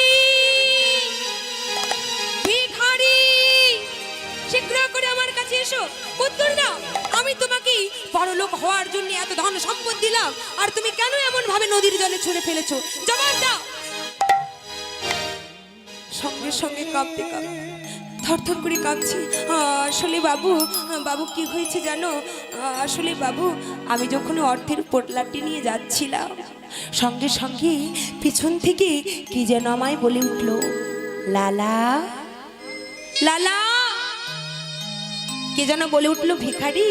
আহা ভিখারি, ওরি নিষ্ণারি, ওই ধন সম্পদের পুতলা তুই নিস না, তুই ওকে দেখ, ফেলে দে, ফেলে দে ওই নদীর জলে। কেন জানিস? তুই যদি ওই ধন সম্পদের পোটলা নিস তাহলে আমায় ভুলে যাবি, তুই যে আমায় ভালোবাসিস। বাবা, সঙ্গে সঙ্গে ভিখারি বলছি, জানেন বাবু, পিছন থেকে আমার সঙ্গে সঙ্গে কি যেন বলে উঠলো, রে ভিখারি, সব কিছু নদীর জলে ফেলি, আমার কাছে তুই আয়। আয় ভিখারি আয় রে ছুটি, আয় ভিখারি আয় রে ছুটি, থাকিস না আর মগ ঘড়ি। আয় ভিখারি আয় রে কলি, থাকিস না আর মগ ঘড়ি। আই ভিখারি আই রে জোরে, থাকিস না আর মোহ তোর ঘরে। গোবিন্দ সেবার বেলা বয়ে যা, তোর গোবিন্দ সেবা বেলা বয়ে যা, গোবিন্দ সেবার বেলা বয়ে যা। তোর গোবিন্দ সেবা বেলা বয়ে যা। আই ভিখারি আই রে ফিরে, আই ভিখারি আই রে ফিরে, আই ভিখারি আই রে ফিরে, আই ভিখারি আই রে ফিরে, থাকিস না আর মগ ঘরে। আই ভিখারি আই রে বলে ফিরে, থাকিস না আর মোহ গলে, আই ভিখারি আই রে ফিরে, গোবিন্দ সেবার বেলা বয়ে যা, গোবিন্দ সেবার বেলা বেলা বয়ে যা। তোর গোবিন্দ সেবার বেলা বয়ে যা। যেই না বলেছে সঙ্গে সঙ্গে ভিখারি বলেছে, বাবু, এই ধন সম্পদ যে আমাদের সঙ্গে যাবে না, এই ধন সম্পদ যে আমাদের শেষের দিনের সম্বল হবে না। জয়নি তাই একটু কমিটির তরফ থেকে বিশেষভাবে ভক্তদের বিশেষভাবে নিবেদন, ওই পূর্ব দিকটায় এখানে ভিড় করবে না, সামনে ওদিকেই ফাঁকা রয়েছে, রাস্তার পূর্ব দিকে ফাঁকা রয়েছে, আপনারা ভক্তরা সেখানে গিয়ে প্রসাদ পান, সম্মুখে ভিড় করবেন না। কমিটির বিশেষভাবে দয়া অনুরোধ, পূর্ব দিকের পঙ্গতগুলো খালি রয়েছে। জয় নিতাই, নিতাই গৌর প্রেমানন্দে, হরি হরি বল, হরি বল। তাই আজকে বাবা, লালা বাবুকে বলছি, ভিখারি বলছি, বাবু, এই ধন সম্পদের যে এত পাহাড়ে তৈরি করেছি, কি হবে এই ধন সম্পদ? আপনার সঙ্গে কিছুই যাবে না, আপনার সঙ্গে যাবি একমাত্র হরিনাম। যেই না বলেছে সঙ্গে সঙ্গে লালা বাবু আমার মনে মনে ভাবছে, তাই তো, এই অর্থ যদি সঙ্গে না যাবি তাহলে কিসের জন্য এই অর্থ সঞ্চয় করেছি, কিসের জন্য জমিয়েছি? বাবা, এই যে ঘোর কলিযুগ, একটু মন দিয়ে শুনবেন, এই ঘোর কলিযুগটা কেমন হবে? এখন তো কলি চলছি, এরপর ঘোর কলি আসবে।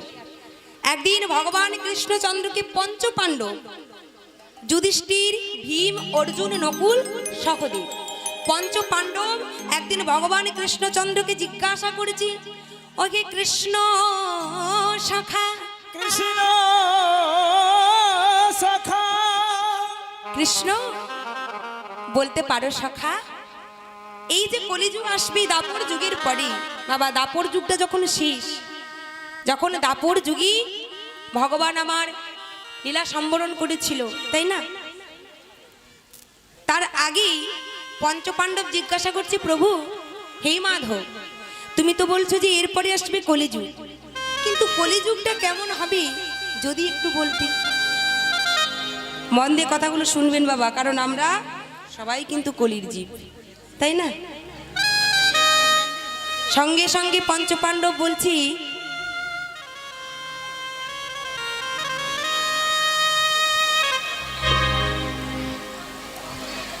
পঞ্চপাণ্ডব যেই না জানতে চাইলো যে কলিযুগ কেমন হবে, ভগবান বললেন, শোনো, তোমরা 5 ভাই, তো তোমরা 5 জন ওই বনের মধ্যে 5 দিকে চলে যাও, আরে 5 দিকে যে যার দিক বেছে নিয়ে চলে যাও, আর বনে যেতেই সর্বপ্রথমে যে ঘটনাটি দেখবে সবার আগে সবাই এসে আমায় বলবে, যে ঘটনাটি প্রথম দেখবে।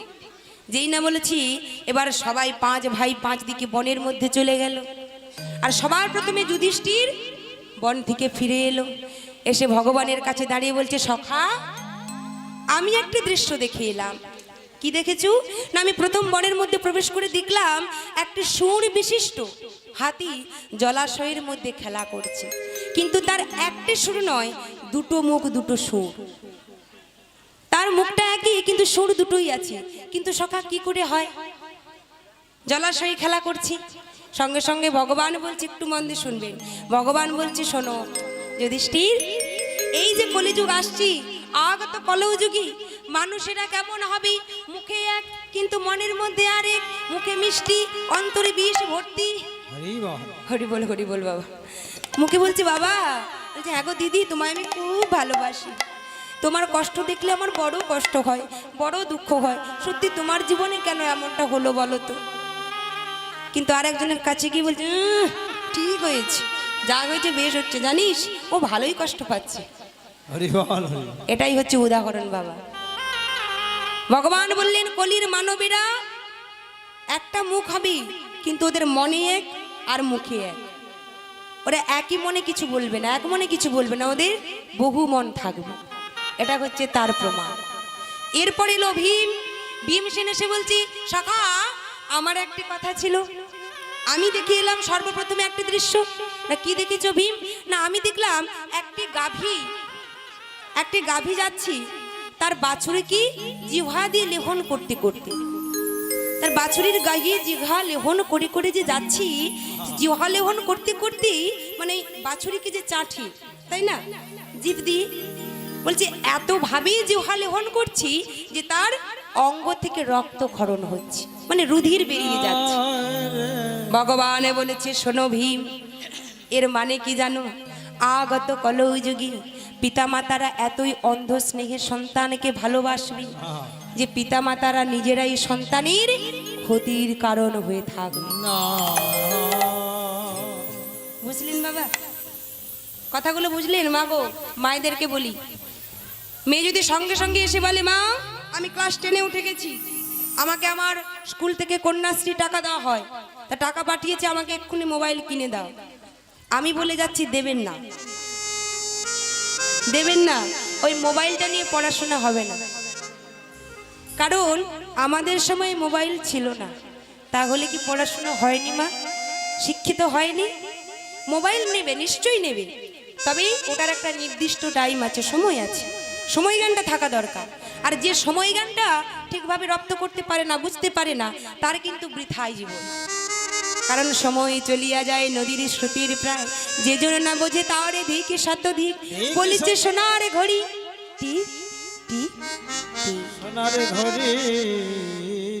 সময়টা আমাদের আগে খেয়াল রাখতে হবে। মেয়ে ভালোভাবে পড়াশোনা করো, আমাদের বাড়িতে যে ফোন আছে ওটা নিয়েই তুমি পড়াশোনা করো, যেই ফোনটার সঙ্গে আমরা সবাই যুক্ত থাকবো। পার্সোনালভাবে ফোন দেওয়ার প্রয়োজন নেই। সন্তানকে এতই ভালোবাসবেন বাবা মা, সবাই দেখবেন ওই সন্তানের ক্ষতির কারণ। তারপর বাবা মায়ের ওপরে এসে মেজাজ করেছি, পুজো আসছি, বাবা মার কথা না শুনি একেবারে বলছি, বাবা হাতে মোবাইল আছে, কোনো চিন্তা করার দরকার নেই, এখন ইন্টারনেট সার্চ করলেই একেবারে ম্যাপ বের করব, ম্যাপ দেখে দেখে বিভিন্ন জায়গায় ঠাকুর দেখতে ঘুরে চলে যাব, তাই না? কলকাতা চলে যাব, দিল্লি চলে যাব, মুম্বাই চলে যাব, আর এদিকে মা বাবা বসে বসে কাঁদছে, হে দয়াময়, তোমার কাছে একটি সন্তান চেয়েছিলাম যে আমাদের শেষের দিনে কে মুখাগ্নি করবে, কে আমাদের দেখবে, কে পিণ্ড দান করবে, একটি সন্তান দাও। ভগবানকে ডেকে ডেকে সন্তান চাইলাম, আর আজকে ভগবান মাগো কি দিল? যদিও সন্তান দিল, তাও সন্তান এত মাগো বাধ্য, তাই না? এর জন্য বাবা আমরা নিজেরাই দায়ী। কেন? মাটির গুণে ফসল নষ্ট, মাটির গুণে সন্তান নষ্ট। আগে মাটিটাকে ভালো হতে হবে। মাটি যদি ভালো, এই যে জমিতে কত সুন্দর আপনাদের চাষ হয়েছে, তাই তো? এই যে চাষটা হয়েছে দেখবেন, যে মাটিটা ফসল খুব উর্বর, মাটিটা ভালো, সেখানেই কিন্তু ধান চাষটা ভালো হবে। আর যদি মাটি যদি ভালো না হয়, সেখানে কি ফসল ভালো হবে? এখানে বললেন আগে মাকে ভালো করতে হবে। মা যদি ভালো হয় সন্তান তবেই ভালো হবে। মা যদি অন্ধ স্নেহ করে, বাবা যদি অন্ধ স্নেহে সন্তানকে দেখে, তাহলে সন্তান আর মানুষ হবে না, অল্প বয়সে ওই হাতে পেটানি খেতে হবে, তাই না? যদি তাই না হতো তাহলে বৃদ্ধাশ্রমগুলো হতো না, এত বড় বড় বৃদ্ধাশ্রম, সেখানে বাবা মায়েদের আশ্রয় হয়েছে। আর অ্যালসিসিয়ান পুষে রেখেছে 3তলা বিল্ডিং করে, কিন্তু বাবা মায়ের জায়গা হয় না, ওই বিলেতি কুকুরের জায়গা হয়। হরিবল হরিবল।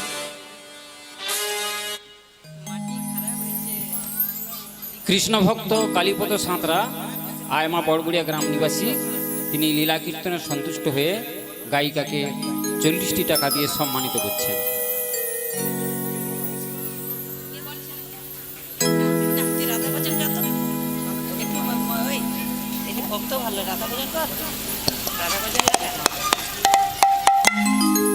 নিতাই গৌর প্রেমানন্দ, হরি বল হরি বল। জয় নিতাই। তাই বাবা কাহিনীটা আর একটু আছে বলে দিই। এবার কলিযুগী তাহলে বললেন যে এই যে বাৎসরিকে লেখন করছি, রক্তক্ষরণ হচ্ছে কেন না? বাবা মায়ের অন্ধ স্নেহ। এরপর বাবাই কেলো না, অর্জুন এসেছে, 3য় পাণ্ডব অর্জুন। অর্জুন এসে বলছে, হে মাধব, আমি দেখে এলাম। কি দেখলে সখা অর্জুন? না আমি দেখে এলাম জানো মাধব, একটি শকুন, তার 2টি পাখনায় দেব লেখা আছে। শকুনের পাখনায় কিন্তু দেব লেখা আছে। আচ্ছা, দেব লেখা আছে মানে নিশ্চয়ই দেবতা মহলের, নিশ্চয়ই পরম কৃষ্ণ ভক্ত, তাই না?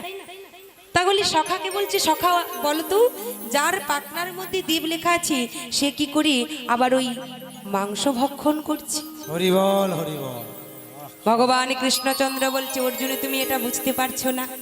আগত কলৌযুগী দেখবেন কলির ব্রাহ্মণেরা, বৈষ্ণবরা, বিদ্বানরা, যারা দেখবেন মহাপণ্ডিত মহাজ্ঞানী, তারাই দেখবি মুখে এক কথা বলছি, মুখে এসে অনেক কথা বলে যাবে, কিন্তু নিজেদের জ্ঞানের অভাব।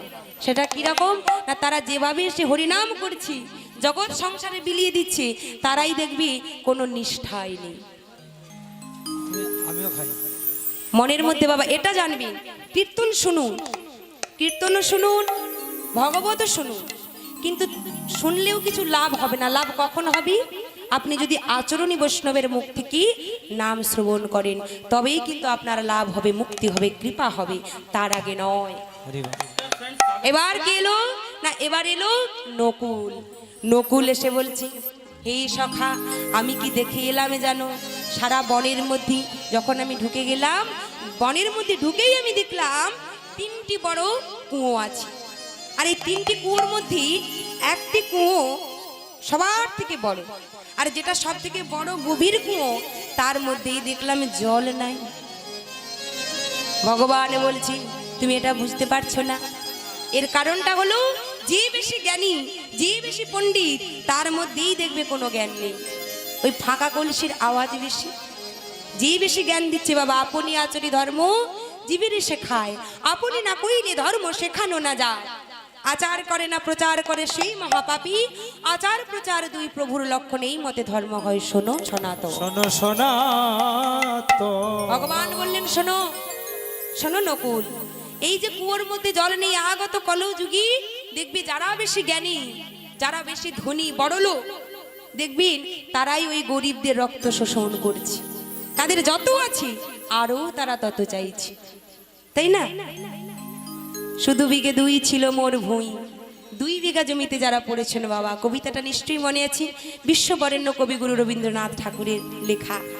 শুধু বিঘে 2 ছিল মোর ভুঁই, আর সবই গেছে ঋণী, বাবু কহিছে বুঝেছে উপিন, এ জমি লইব কিনে। আমি শুনে হাসি, আঁখি জলে ভাসি, তুমি ভূস্বামী, ভূমির অন্ত নাই।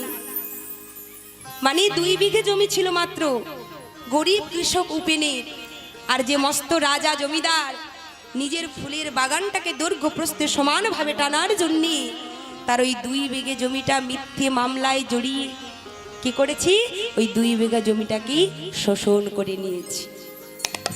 আর এই কলিযুগে সেটাই ঘটবে বাবা। সঙ্গে সঙ্গে সখদেব এসে বলছে, সখা আমি কি দেখে এলাম জানো? আমি দেখে এলাম একটি বড় প্রস্তর খণ্ড, অর্থাৎ বড় পাথর পাহাড় থেকে একেবারে গড়িয়ে গড়িয়ে নিচে এসে পড়ছে। বড় বড় বৃক্ষ রয়েছে, সেগুলো কিন্তু আটকাতে পারলো না, কিন্তু গড়তে গড়তে এত বড় বিশাল পাথর খণ্ড, একটি দুর্ব ঘাস, একটা তৃণখণ্ড, সেই তৃণখণ্ডতে যেই না স্পর্শ হয়েছে, লেগেছে, সেই পাথরটি চূর্ণ বিচূর্ণ হয়ে গেছে। পূর্ণ হয়ে গেল। এখানে বোঝা লাগবে না বাবা, যেখানে এত বড় বড় বৃক্ষে আঘাত লেগেও কিছু হলো না, পাথরে চলে আসলো, একটি তৃণখণ্ড স্পর্শ করা মাত্র পাথরটা কেন চূর্ণ বিচূর্ণ হয়ে গেল? তার কারণ যে যত অহংকারী হোক, অত্যাচারী হোক, অনাচারী হোক, ব্যভিচারী হোক, বাবা যত বড়ই দুরাচারী হোক, সে যদি সারাদিনে একবার অন্তত কৃষ্ণ নাম করে, তার সকল পাপ তাপ, ওই বড় বড় পাথর খণ্ডের মতো পাপ রাশি সব কিছু বিনাশ হয়ে যাবে। শ্রী গুরু নিতাই গৌর প্রেমানন্দে হরি বল, হরি বল, হরি বল, হরি বল, হরি বল। তালি সবাই মিলে প্রেম সে দুটি বাঘ তুলে আমরা একটু করতালি দিয়ে রাধা নাম গাইব। সবাই মিলে করতালি দিয়ে রাধা রানী কি, বাঁকে বিহারি কি। তাহলে সবাই মিলি একটু রাধা রানীর জয় দেব।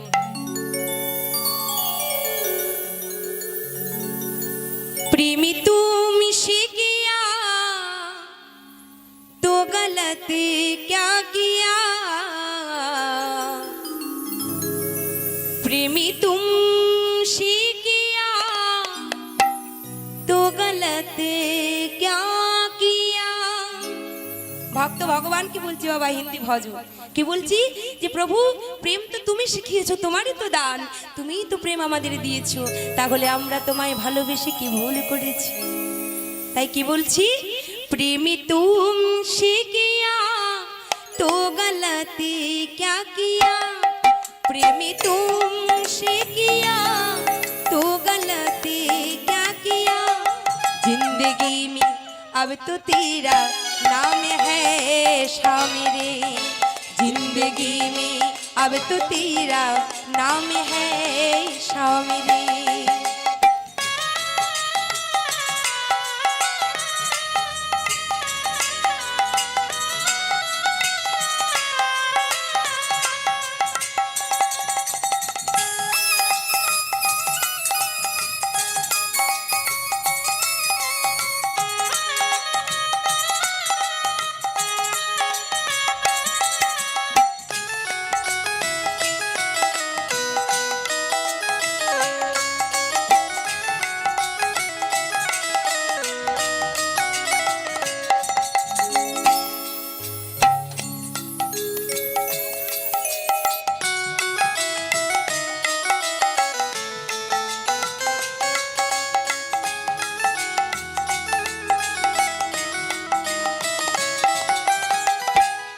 लोग कहते हैं कि मैं तो हूँ खुशनसीब,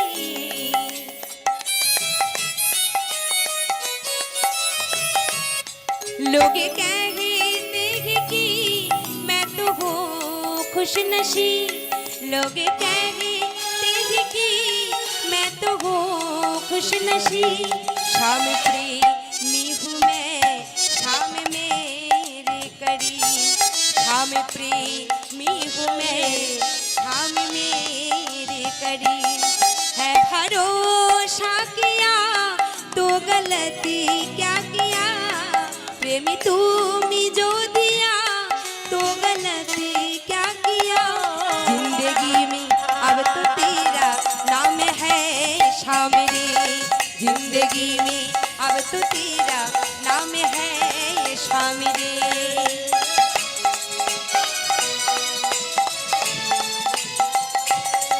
নিতাই গৌর হরি বল।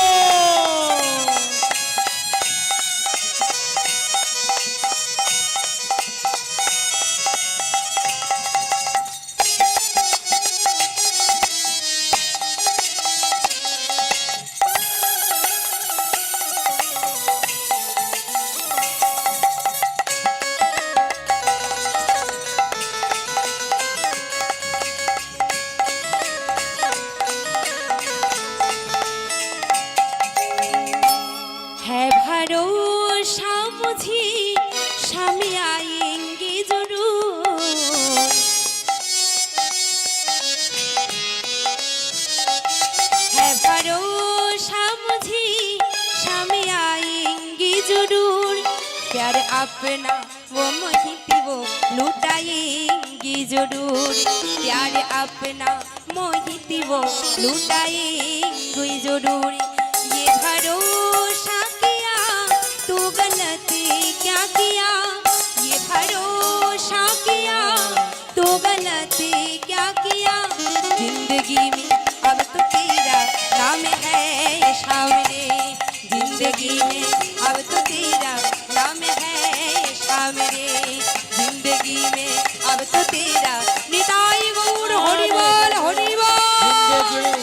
अब तो गया जिंदगी में अब तो तेरा नाम है शामिरे, जिंदगी में अब तो तेरा नाम है शामिरे। লালা বাবু আমার মনির আনন্দী যেই না শুনেছে ধন সম্পদ সঙ্গে যাবে না, ঘরের মধ্যে চলে গেল। মনে মনে ভাবছে ধন সম্পদ যদি সঙ্গে নাই বা যাবি, তাহলে কিসের এত ধন সম্পদের প্রাচুর্য করেছি। তাই লালা বাবু আমার কোনো কিছু কাউকে না বলি জমিদারি মহলে সব দাঁড়িকে ডেকে বলছে, পাইক পেয়াদাদির ডেকে বলছে, শোনো অনেক দিন ধরি খাজনা দিচ্ছি না বাবা। এর মধ্যে একটি ছোট্ট ঘটনা হয়ে গেছে। ঘরের মধ্যে যেই না প্রবেশ করেছি, ওই লালা বাবুর বাড়িতে কাজ করতে একটি কাজের মেয়ে, আর সেই কাজের মেয়েটি বাড়িতে কাজকর্ম করতে করতে ওই যে মকমলে নরম গদি পালঙ্ক আছে জমিদারির, তাই না, সেই পালঙ্কের মধ্যে ঘুমিয়ে পড়েছি। আর ঘরের মধ্যে প্রবেশ করি, যেই না লালা বাবু দর্শন করেছে, সঙ্গে সঙ্গে বলেন, কে কোথায় আছিস, শীঘ্র করে ছুটিয়া। এত বড় সাহস, কাজের লোক হই জমিদারের বিছানায় ঘুমায়, তাড়াতাড়ি আয়, একে নিয়ে গিয়ে 30টি চাবুকের আঘাত কর। সঙ্গে সঙ্গে মেয়েটি আমার কেঁদে ফেলল, আবার হেসেও ফেলল। জমিদার বলছে, এই যে তোমায় আমি 30 ঘা চাবুকের শাস্তি বরাদ্দ করেছি, আর সেই কারণে তুমি কাঁদলে, কিন্তু বাবা হাসলো কেন বলুন তো। জমিদার বলছি যে তুমি হাসলে কেন, তোমার তো ভয় করা উচিত, তুমি কেন হাসছো, কে বলতে পারবেন বাবা? সঙ্গে সঙ্গে সেই মেয়েটি বলেছে, ওগো বাবু গো, আমি সামান্য কাজের লোক হই, সামান্য কাজের মেয়ে হয়ে যদি আমি এইটুকু সময়ের জন্য জমিদারের বিছানায় ঘুমিয়ে যাই, তার জন্য যদি 30টি চাবুকের আঘাত বরাদ্দ হয়, বলতে পারো সারা জীবন ধরে এই মকমলের নরম বিছানায় যে ঘুমিয়ে থাকলো, না জানি আমার ভগবান কৃষ্ণচন্দ্র তার জন্য কতখানি সাজা বরাদ্দ করে রেখেছে। নিতাই গৌর হরি বল হরি বল।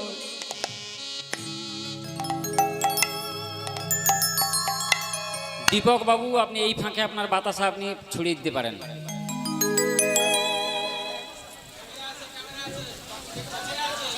একটি ঘোষণা, প্রসাদ খেতে যদি কেউ বাকি থাকেন তাহলে দয়া করে চলে যাবেন আস্তে আস্তে একটু।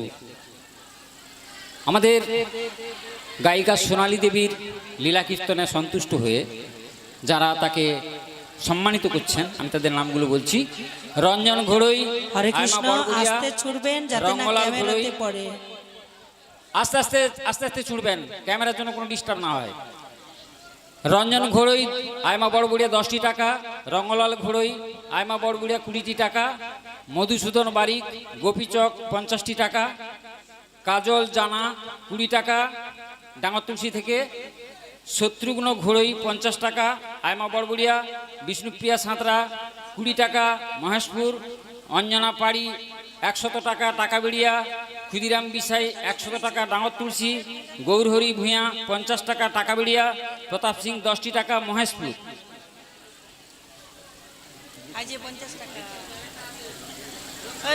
হ্যাঁ আচ্ছা দিচ্ছি। এবং বাদকের বাজনায় সন্তুষ্ট হয়ে শেফালি বোস 20টি টাকা বাদককে সম্মানিত করছেন। হরিবল হরিবল।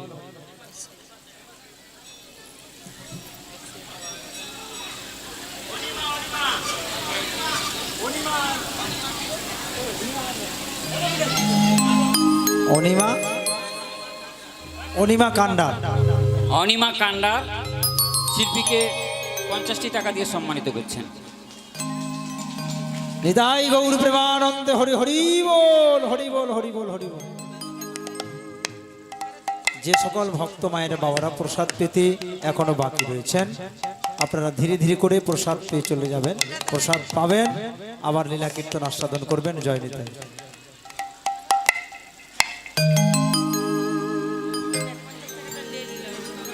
তাই আজকে বাবা সত্যি এত বাধার পরেও এই যে লীলা কীর্তন আবার পুনরায় আমি শুরু করতে পেরেছি, আপনাদের আশীর্বাদে, আপনাদের কৃপায়, আপনাদের ভালোবাসায়, এবং এতভাবে ভালোবাসাটা ভরিয়ে দিয়েছেন।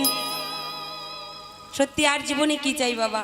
শিল্পী জীবনে যদি ভক্তদের চরণধুলি এবং ভালোবাসা থাকে, তার জীবনে আর কিছুর প্রয়োজন হয় না, তাই না বাবা?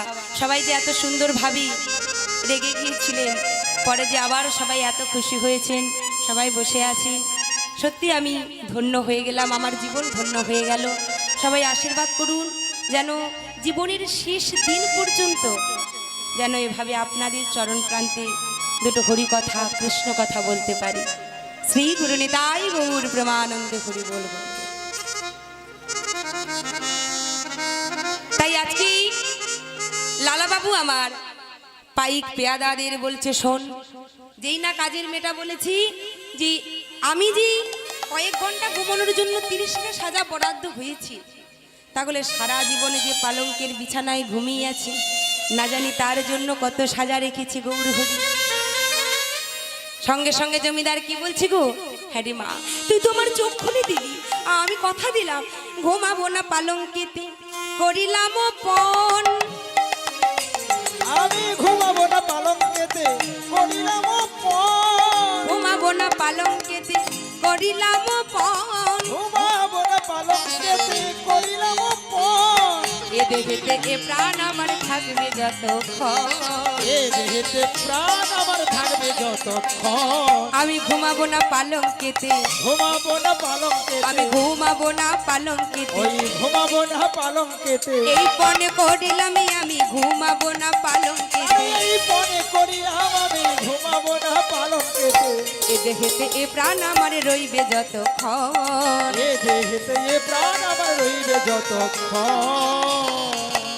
সেদিন থেকে জমিদার কিন্তু আর কখনো পালঙ্কে ঘুমোলো না। এবার পাইক পেয়াদাদের নিয়ে বলেছে, শোন, অনেক দিন ধরেই রাজ্যে কেউ খাজনা দিচ্ছে না, চল একটু খাজনা আদায় করে আসি, এবং আমার রাজ্যে প্রজারা সবাই কেমন আছে তাদেরকে একটু দেখে আসি। বাবা, রাজা হওয়া তো মুখের কথা নয়, নেতা হওয়াও মুখের কথা নয়। নেতা হতে গেলে বাবা এটা মনে রাখতে হবে, সবাই যে তোমাকে নেতা করিয়েছে, তোমায় রাজা করিয়েছে, তাদের সুখে দুঃখে যদি তুমি পাশে নাই বা থাকলে, ওই 2-4টা ভাষণ দিয়ে দিলাম, 2-4টা কথা বলে দিলাম, তারপর বাবা বছরে আর একবারও দেখা মেলে না, আবার সেই ভোটের সময় ঠিক মেলে, তাই না? কেউ কিছু রাগ করবেন না বললাম বলি, বাস্তবে হচ্ছে তো। তা দেখুন, রাজ্যে সবাইকে দর্শন করবার জন্য কি কেমন আছে তার প্রজারা, লালাবাবু কি করেছে না, ভ্রমণ করতে বেরিয়েছে।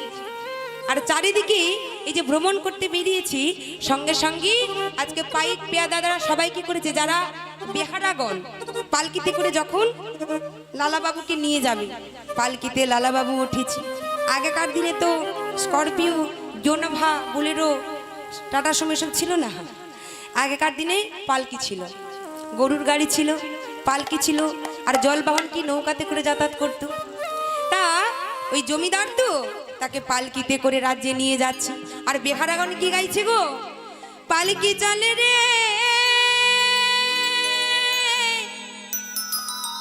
পালকি চলে, পালকি চলে,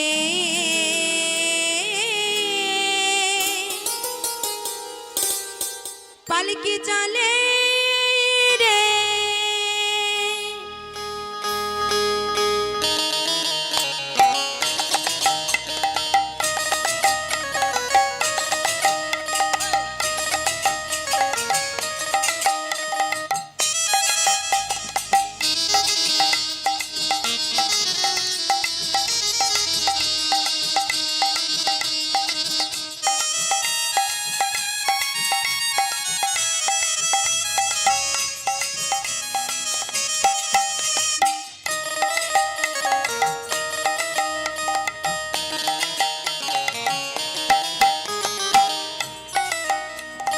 পালকি চলে ঘুন ঘুন্না এই আমার ঘুন ঘুন্না পালকি চলে হনন না হই আমার হনন না পালকি চলে ঘুন ঘুন্না এই আমার ঘুন ঘুন্না পালকি চলে হনন না হই আমার হনন না পালকি চলে ঘুন ঘুন্না এই আমার ঘুন ঘুন্না পালকি চলে হনন না হই আমার হনন না পালকি চলে ঘুন ঘুন্না এই আমার ঘুন ঘুন্না ওই পালকি চলে হনন না হই আমার হনন না পালকি চলে রে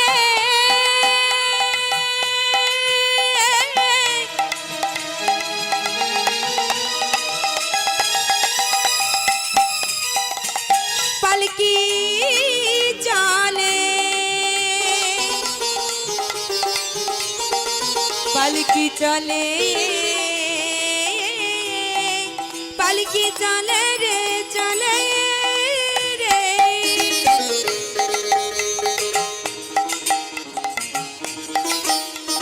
পালকি চলে হনন না হই আমার হনন না পালকি চলে হনন না হই আমার হনন না পালকি চলে হনন না হই আমার হনন না পালকি চলে হনন না হই আমার হনন না পালকি চলে হন না হই আমারে হন Stop! না। দাঁড়াও দাঁড়াও দাঁড়াও কি ব্যাপার রাগারাগি কি কি বলছো আরে পালকি চলো পালকি চলে হনন না বর যাচ্ছে হ্যাঁ কি বললে আরেকবার বলো পালকি চলে হন না না, আপনি বলুন না না আপনি আর বেশি বলবেন না। হরি বল হরি বল আচ্ছা মায়েরা পালকি চলে কি বললো মানে আমি আপনাদেরকে বলছি না লালাবাবু জিজ্ঞাসা করছি বেহারাগণ এই যে পালকি চলে এরপরে এটা কি বললে না হুনহুন না হুনহুন না বললে কি হয় না কেন গাই একটু বল বেড়ে শক্তি বেড়ে যায় শক্তিটা আরো দ্বিগুণ হয়ে যায় হ্যাঁ হেই না ও তাই বুঝি দেখো আমি তোমাদেরকে আরো একটা ভালো মন্ত্র শিখিয়ে দেব একেবারে ম্যাজিকের মতো কাজ হয়ে যাবে কি মন্ত্র কি মন্ত্র জানো হ্যাঁ এই যে অন্যটা বলছো হ্যাঁ। এটা না বলে তোমরা যদি আমি যেটা শেখাচ্ছি ওটা বলো তোমাদের শক্তি দ্বিগুণেরও দ্বিগুণ হয়ে যাবে বলো তাহলে সেটা কি জানো কৃষ্ণ বলো গুনগুন্না রাধা বলো গুনগুন্না করতালি দিদি ভাই বোন হরি বল হরি বল বলো হনন না কৃষ্ণ বলো গুনগুন্না রাধা বলো গুনগুন্না কৃষ্ণ বলো হনন না রাধা বলো হনন না কৃষ্ণ বলো গুনগুন্না রাধা বলো গুনগুন্না আর কৃষ্ণ বলো হনন না রাধা বলো হনন না কৃষ্ণ বলো গুনগুন্না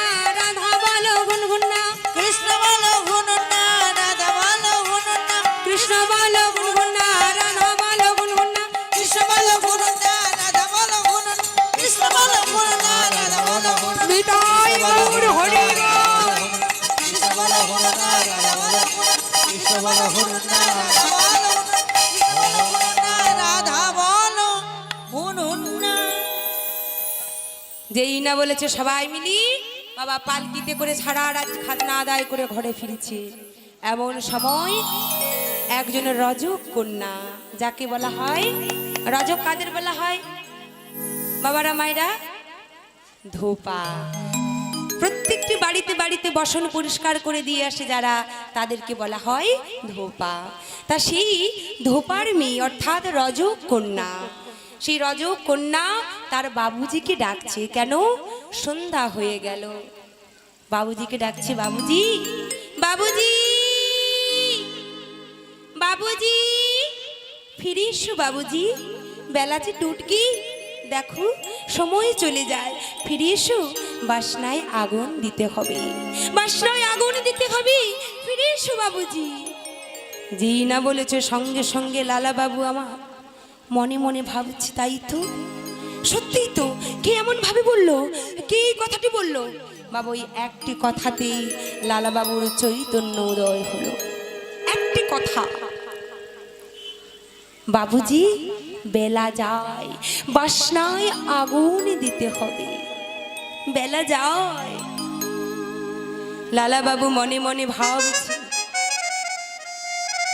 রজকন্যা বলছে বাসনা অর্থাৎ কোলা গাছের খোসাকে পোড়াই করে তার থেকে যে খাড় বের হয় সেই খাড় থেকেই আগেকার দিনে বসন ভূষণ পরিষ্কার হতো এত সার্ফ সোডা লিকুইড ছিল না কিন্তু লালাবাবু মনে মনে ভাবছে এই যে বাসনায় বলেছে, লালাবাবু ভাবছে কি কামনা বাসনায় আগুন দিতে বলেছে। আগুন দিতে বলেছে। লালাবাবু মনে মনে ভাবেছে হাই রে, সত্যি তো আমাদের তো সময় বেলা ফুরাইয়ে গেল, আরে কবে হরি বলবো, আরে কবে একেবারে কৃষ্ণ বলবো, আরে তো মোদের সময় নাই, আরে তোমাদের সময় না।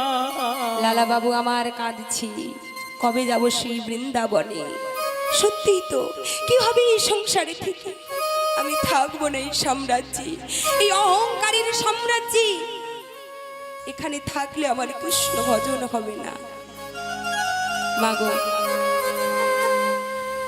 এত বড় সাম্রাজ্য করেছে লালাবাবু, কিন্তু কিলা মজাক করা পুটি করা বাড়ি করেছি, কিন্তু সেই বাড়িতে যদি বৈষ্ণবের চরণ ধুলি না পড়ে, সাধুগুরুর চরণ ধুলি যদি না পড়ে, তাহলে সেই বাড়ির কিন্তু কোনো মূল্য থাকে না। কি হবে তোমার সেই সাম্রাজ্যে? লালাবাবু আমারে কাঁদতে কাঁদতে ঘরে ফিরে গেল, ঘরের কোনায় বসে বসে কাঁদছে। মধুরী কৃষ্ণ নামে কাঁদিবি কবি, আমার পোড়াম। নিতাই গৌর হরি বল, হরি বল।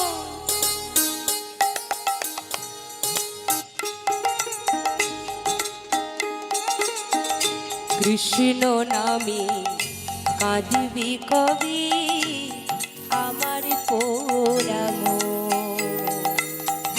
কৃষ্ণ নামে কাঁদবে কবি, আমার পুরা আমি কবি যাব সকল ছাড়ি, কবে যাব সকল ছাড়ে। আমি কবি যাব সকল ছাড়ি, সেই মধুর বৃন্দাবন। কৃষ্ণ নামে কাঁদবে কবে, আমার পোড়াব। মধুর কৃষ্ণ নামে কাঁদিবে কবে, আমার পোড়াম।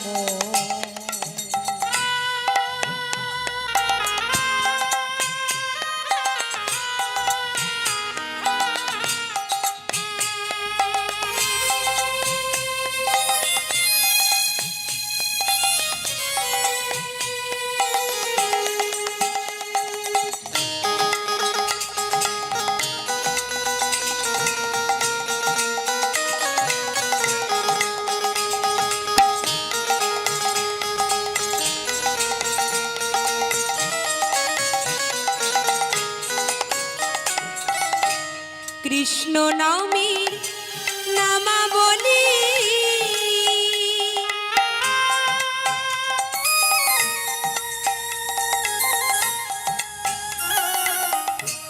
কৃষ্ণ নামের নামাবলী,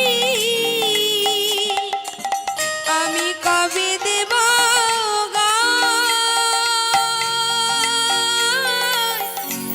কবি আমি প্রাণ জোড়াব গিয়ে মথুরা। কৃষ্ণ নামে নামা বলি,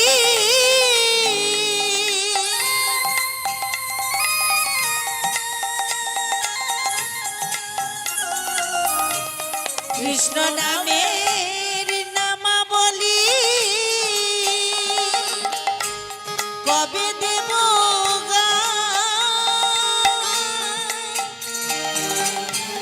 কবে আমি প্রাণ জোড়াবো গিয়া মথুরা।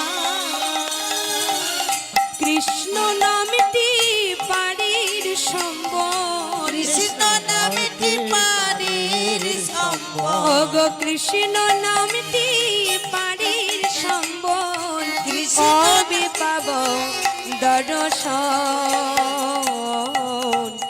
কৃষ্ণ কৃষ্ণ নামে কাঁদবে কবে আমার পরাম মধুর কৃষ্ণ কাঁদবে কবে তাই গৌর হরি বল হরি বল মধুর কৃষ্ণ নামে কাঁদবে কবে আমার পোড়াম আমি কবি যাব সকল ছাড়ি মধুর বৃন্দাবন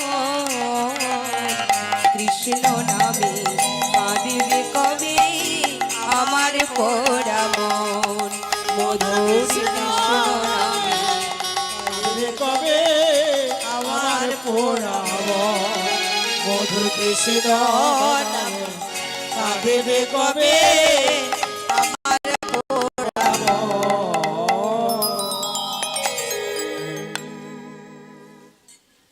লীলা কীর্তনে বিভোর হয়ে যারা শিল্পীকে সম্মানিত করলেন তারা হলেন দিলীপ রায় খাড়ান সবজি দোকানি, অভিরাজ বর্মন আয়মা বড় দিলীপ রায় খাড়ান তিনি 100 টাকা দিয়েছেন, অভিজিৎ বর্মন আয়মা বড়বুড়িয়া 20টি টাকা, ঈশ্বর ক্ষুদিরাম মাইতি স্মৃতির উদ্দেশ্যে বলরাম মাইতি দিচ্ছেন 20টি টাকা মহেশপুর, চম্পকী দাস টাকাবিড়িয়া তিনি দিচ্ছেন 20টি টাকা, গণেশ শাসমল মহেশপুর তিনি দিচ্ছেন 20 টাকা, অর্জুন পাল নেধুয়া তিনি দিচ্ছেন 10 টাকা, বাসন্তী মান্না সোহাগপুর তিনি দিচ্ছেন 20 টাকা, ঝর্ণা মান্না কৃষ্ণপুর পাটনা তিনি দিচ্ছেন 20 টাকা, শেফালি বেরা আয়মা বড়বুড়িয়া তিনি দিচ্ছেন 50 টাকা, সুস্মিতা নামটা নামটা যদি ভুল হয়ে থাকে আমি পরে বারে কারেকশন করে দেবো। শাশ্বতী পাত্র সম্ভবত 20 টাকা টাকাবিড়িয়া থেকে। যদি ভুল বলে থাকে একটু বলবেন। সবাই মিলে একটু বাহু তুলে হরিধ্বনি করুন। আরো রয়েছেন নিতাই গৌর প্রেমানন্দে হরি বল। সঙ্গীতা দাস 20টি টাকা টাকাবিড়িয়া, নিরুপমা দাস 30 টাকা আয়মা বড়বুড়িয়া, জয়দেব বেরা 20 টাকা টাকাবিড়িয়া। হ্যাঁ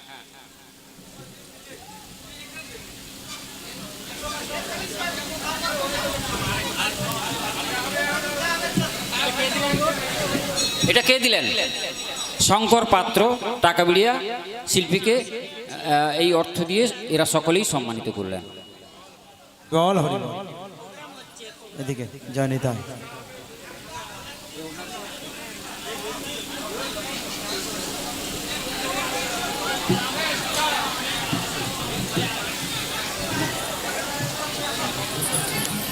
জয় নিতাই।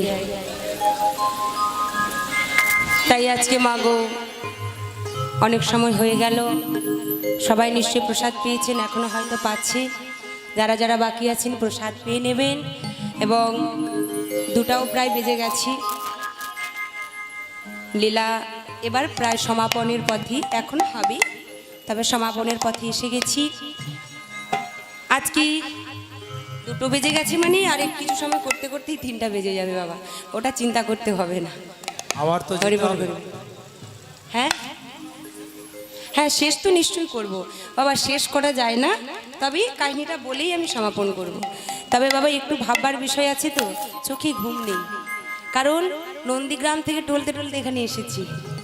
আপনারাই বুঝুন, আমি তো আপনাদের মেয়েরই মতো, আপনাদের বাড়ির মেয়ে হলেও কি আপনারা 4টা 5টা পর্যন্ত খাটাবেন? আমাদেরও তো একটু পেট আছে, উদর আছে, আমাদের একটু খেতে হবে। হয়তো এরপরে যখন খাবো খেতে ইচ্ছে করবেই না, তাই না? ওই 2 গাল খাওয়ার পরে আর ইচ্ছা করে না, শুধু মনে হয় জলটাই খাই। যদি কমিটি দাদা ভাইরা পারেন, ভক্তরা পারেন, শুধু একটু জল সাপ্লাই করে যান, তাই না? কারণ জল ছাড়া থাকা যাবে না। কিন্তু আমাকে দেখছেন তো, আমি কিন্তু খেতে পারছি না, তবে ওরা খাক, ওনারা খেয়ে সুস্থ থাকুন, তবে আমি এখানে দাঁড়াতে পারবো। হরি বল হরি বল। জলটা আমিও খেতাম, মানে খেতে চাইতাম, কিন্তু জলটা খাওয়া বার হল। হরি বল হরি বল। জলটা খেলে আর গাইতে পারবো না। তাই আজকে লালা বাবু ঘরেই ফিরে এসেছে। ঘরেই ফিরে এসে আজকে লালা বাবু আমার কি করেছে, লালা বাবু আমার বসে বসে কাঁদেছে। আর কন্যা সুমতি এসেছে। সুমতি এসে বলছে, বাবা বাবা তুমি কাঁদছো কেন? ও বাবা, তোমায় কি কেউ কিছু বলেছি? বলো না বাবা, তোমায় কি কেউ কিছু আঘাত করেছি? তুমি মনে বড় কষ্ট পেয়েছো, বলো না বাবা, কি হয়েছে তোমার? যেই না বলেছে সঙ্গে সঙ্গে লালা বাবু আমার সুমতকে বলছে, না রে সুমতি, মারি আমায় কেউ কিচ্ছু বলেনি, আমায় কেউ কিছু বলেনি, তাহলে তুমি কাঁদছো কেন বাবা? আমি কেন কাঁদছি জানিস মারি? আমি মনে স্থির করেছি আমি আর এই সংসারে থাকবো না, আমি আর এই ঘরে থাকবো না। আমি চলে যাব কোথায় বাবা? সেই মধুর বৃন্দাবনে। বৃন্দাবনে আমি সেই বৃন্দাবনে চলে যাব। কেন জানিস? শোন মা, এই সংসারে থেকে আমার সাধন ভজন হচ্ছে না, তাই সংসার ত্যাগ করি আমি সর্বত্যাগী ভিখারি লালা হই বৃন্দাবনের পথে আমার গিরিধারকে খুঁজতে খুঁজতে চলে যাব। সুমতি বলছে বাবা, মাকে বলে যাবে না? না রে মা, তোর মাকে যদি বলতে যাই তাহলে আর আমার বৃন্দাবনে যাওয়া হবে না। তাই মারি, তুই আমায় সাজাই দি। কেমন ভাবে জানিস? এই রাজবেশভূষা আমি পরিত্যাগ করলাম, আমায় তুই সাধারণভাবে বৈষ্ণবীর বেশি, যোগীর বেশি, ডোর কপিন বহির বা সঙ্গে গেরুয়া বসন পরিধান করি, কাঁধে একটি ভিক্ষার ঝোলা দি, নামাবলি দিয়ে আমায় বিদায় দে বৃন্দাবনের পথে। মাগো, দেখুন বাবা, যে এত বড় জমিদার, সেই জমিদার আজকে কেমন করে ভিখারির বেশ নিয়ে বৃন্দাবনে চলে যাচ্ছে। কিন্তু বাবা, বৃন্দাবনে যেতে চাইলে বৃন্দাবনে তো যাব, কারা কারা যাবেন বলুন তো? মায়েরা, বাবারা, দাদা ভাইরা এখানে যারা আছেন, কারা কারা যাবেন হাত তুলুন একবার। কয়েকজন, তার মানে সবাই যাবেন না? এখন তো কার্তিক মাস এসে গেছে, বৃন্দাবনে প্রচুর ভক্ত যাচ্ছে গো আমার দেশ থেকে, প্রচুর। কার্তিক মাস বাবা মানে একেবারে মহাপুণ্যের মাস আসছে, তাই না? যা কি দামোদর বন্ধনের মাস বলা হয়। এই যে আদ্যাশক্তি মহামায়ের পুজো চলছে, এই দুর্গা পুজোর এই যে বিজয়া দশমী, আজকে বিজয়া দশমী পড়ে গেছে, তাই বিজয়া দশমীর পরেই একাদশী আসছে। অনেকেই কিন্তু এই সময়টা থেকেই নিয়ম মাস, মানে কার্তিক মাসটাকে বলা হয় নিয়ম সেবার মাস। আর এই নিয়ম সেবার মাসটা এখন থেকেই অনেকে শুরু করে, এই একাদশীর পর থেকে, এই সময় থেকে শুরু করে। আবার অনেকেই কার্তিক মাসের প্রথম থেকে, মানে 1 তারিখ থেকে অনেকে আবার শুরু করে, তাই না? তো এই যে মহাপুণ্যের মাস, আমি বলে যাই বাবা, 3টি মাস ডিসকাউন্ট করে গেছে ভগবান আমাদের জন্য। শাস্ত্রে প্রমাণ করলেন কি কি? বৈশাখ মাস জলদানের জন্য বিখ্যাত। আবার বললেন কি না, মাঘ মাস। কেন বাবা? ওই যে মাঘে পূর্ণিমায় গঙ্গা স্নান। আরেকটি মাস, এটা হলো মহাপুণ্যের মাস, এটা হলো দামোদর ব্রত বন্ধনীর মাস, নিয়ম সেবার মাস, কার্তিক ব্রত। তাহলে এই কার্তিক মাসে যারা যারা মাগো বাড়িতে তুলসী বৃক্ষ আছে? হ্যাঁ না না বলুন, আছে তো? প্রত্যেক দিন বাড়িতে কিছু না করুন, বৃন্দা দেবীকে প্রত্যেক দিন একটু করে জলদান করবেন। প্রত্যেক দিন জলদান করবেন, শুদ্ধ বসনী জলদান করবেন, একটু ধূপ এবং প্রদীপ জেলে পুষ্প সহকারী বৃন্দা দেবীকে জলদান করবেন। এবং তার সঙ্গে আমাকে বলবেন, প্রণাম করবেন বৃন্দা দেবীকে, প্রণাম মন্ত্র বলবেন, বৃন্দা ওই তুলসী দেব বই প্রিয়া ওই কেশবস্বাচ কৃষ্ণ ভক্তি পদে দেবী সত্যবতী নমো নমো। তাই না? শুধু তাই নয়, কার্তিক মাসে প্রত্যেক দিন একটি করে ঘৃতের প্রদীপ জ্বালাবেন। ঘৃত দিয়েই কিন্তু, মানে ঘি দিয়েই প্রদীপটা জ্বালাবেন, সর্ষে তেল দিয়ে কিন্তু জ্বালাবেন না। কারণ কোনো পুজোতে নিরামিষ খাওয়াতেও দেখবেন সর্ষা তেলটা কিন্তু ব্যবহার হয় না। কেউ যদি পারেন তিল তেল দিয়ে করবেন, না হলে সুগন্ধি তেল দিয়ে করবেন, তাই না? আমি বাড়িতে কোনোদিন বাবা সর্ষা তেল দিয়ে এতটুকু সন্ধ্যা দিই না বা প্রদীপ বসাই না। 12 মাস দেখবেন সুগন্ধি তেল আছে, না হলে ঘি আছে, না হলে তিল তেল আছে। এটা আমাদের জন্য নয় বাবা, আমাদের জন্য নয়, আমি নিজেদের জন্য বলছি না, ভগবানের উদ্দেশ্যে দান করুন। যারা প্রকৃত ভক্ত হয় দেখবেন তারা কিন্তু ভগবানের কাছে কিছু চায় না, ভগবানের কাছে তারা কিছু চাইবে না। প্রভু তুমি ভালো থাকো, আমি কিছু চাই না, জগৎ সংসারকে তুমি ভালো রাখো। এটাই কিন্তু প্রকৃত ভক্তির মনোবাসনা হয়ে থাকে বাবা। ওই ঠাকুর ঘর করে শুধু টাইলস দেখালাম ধূপকাঠি জ্বালাবার জন্যে, এমনটা কিন্তু নয়। এই কার্তিক মাসে, দামোদর বন্ধন মাসে সুন্দরভাবে সবাই কার্তিক ব্রতটা করবেন, নিরামিষ আহার করবেন। কারণ শ্রাবণ মাসে যেমন শাক খেতে নেই, শাকে ব্রহ্মা অবস্থান করে, ঠিক তেমনি ভাবি ভাদ্র মাসে কিন্তু দধিও পান করতে নেই। কেন? সেখানেই শিব ঠাকুর বসবাস করে। আবার বললেন এই মাসে, অর্থাৎ এই যে আসছে কার্তিক মাস, ঠিক কার্তিক মাসে আশ্বিন মাস যেটা চলছে, আশ্বিন মাসে কিন্তু দুধ খেতে নেই, এতে বিষ্ণু বিরাজ করে। তাই না? তা এই যে কার্তিক মাস মহাপুণ্যের মাস, তা কার্তিক মাসেও সবাই এক মনে ভগবানের কাছে কিছু না পারুন অন্তত একটু প্রদীপ দান করবেন, ঘৃতের প্রদীপ, তাই না?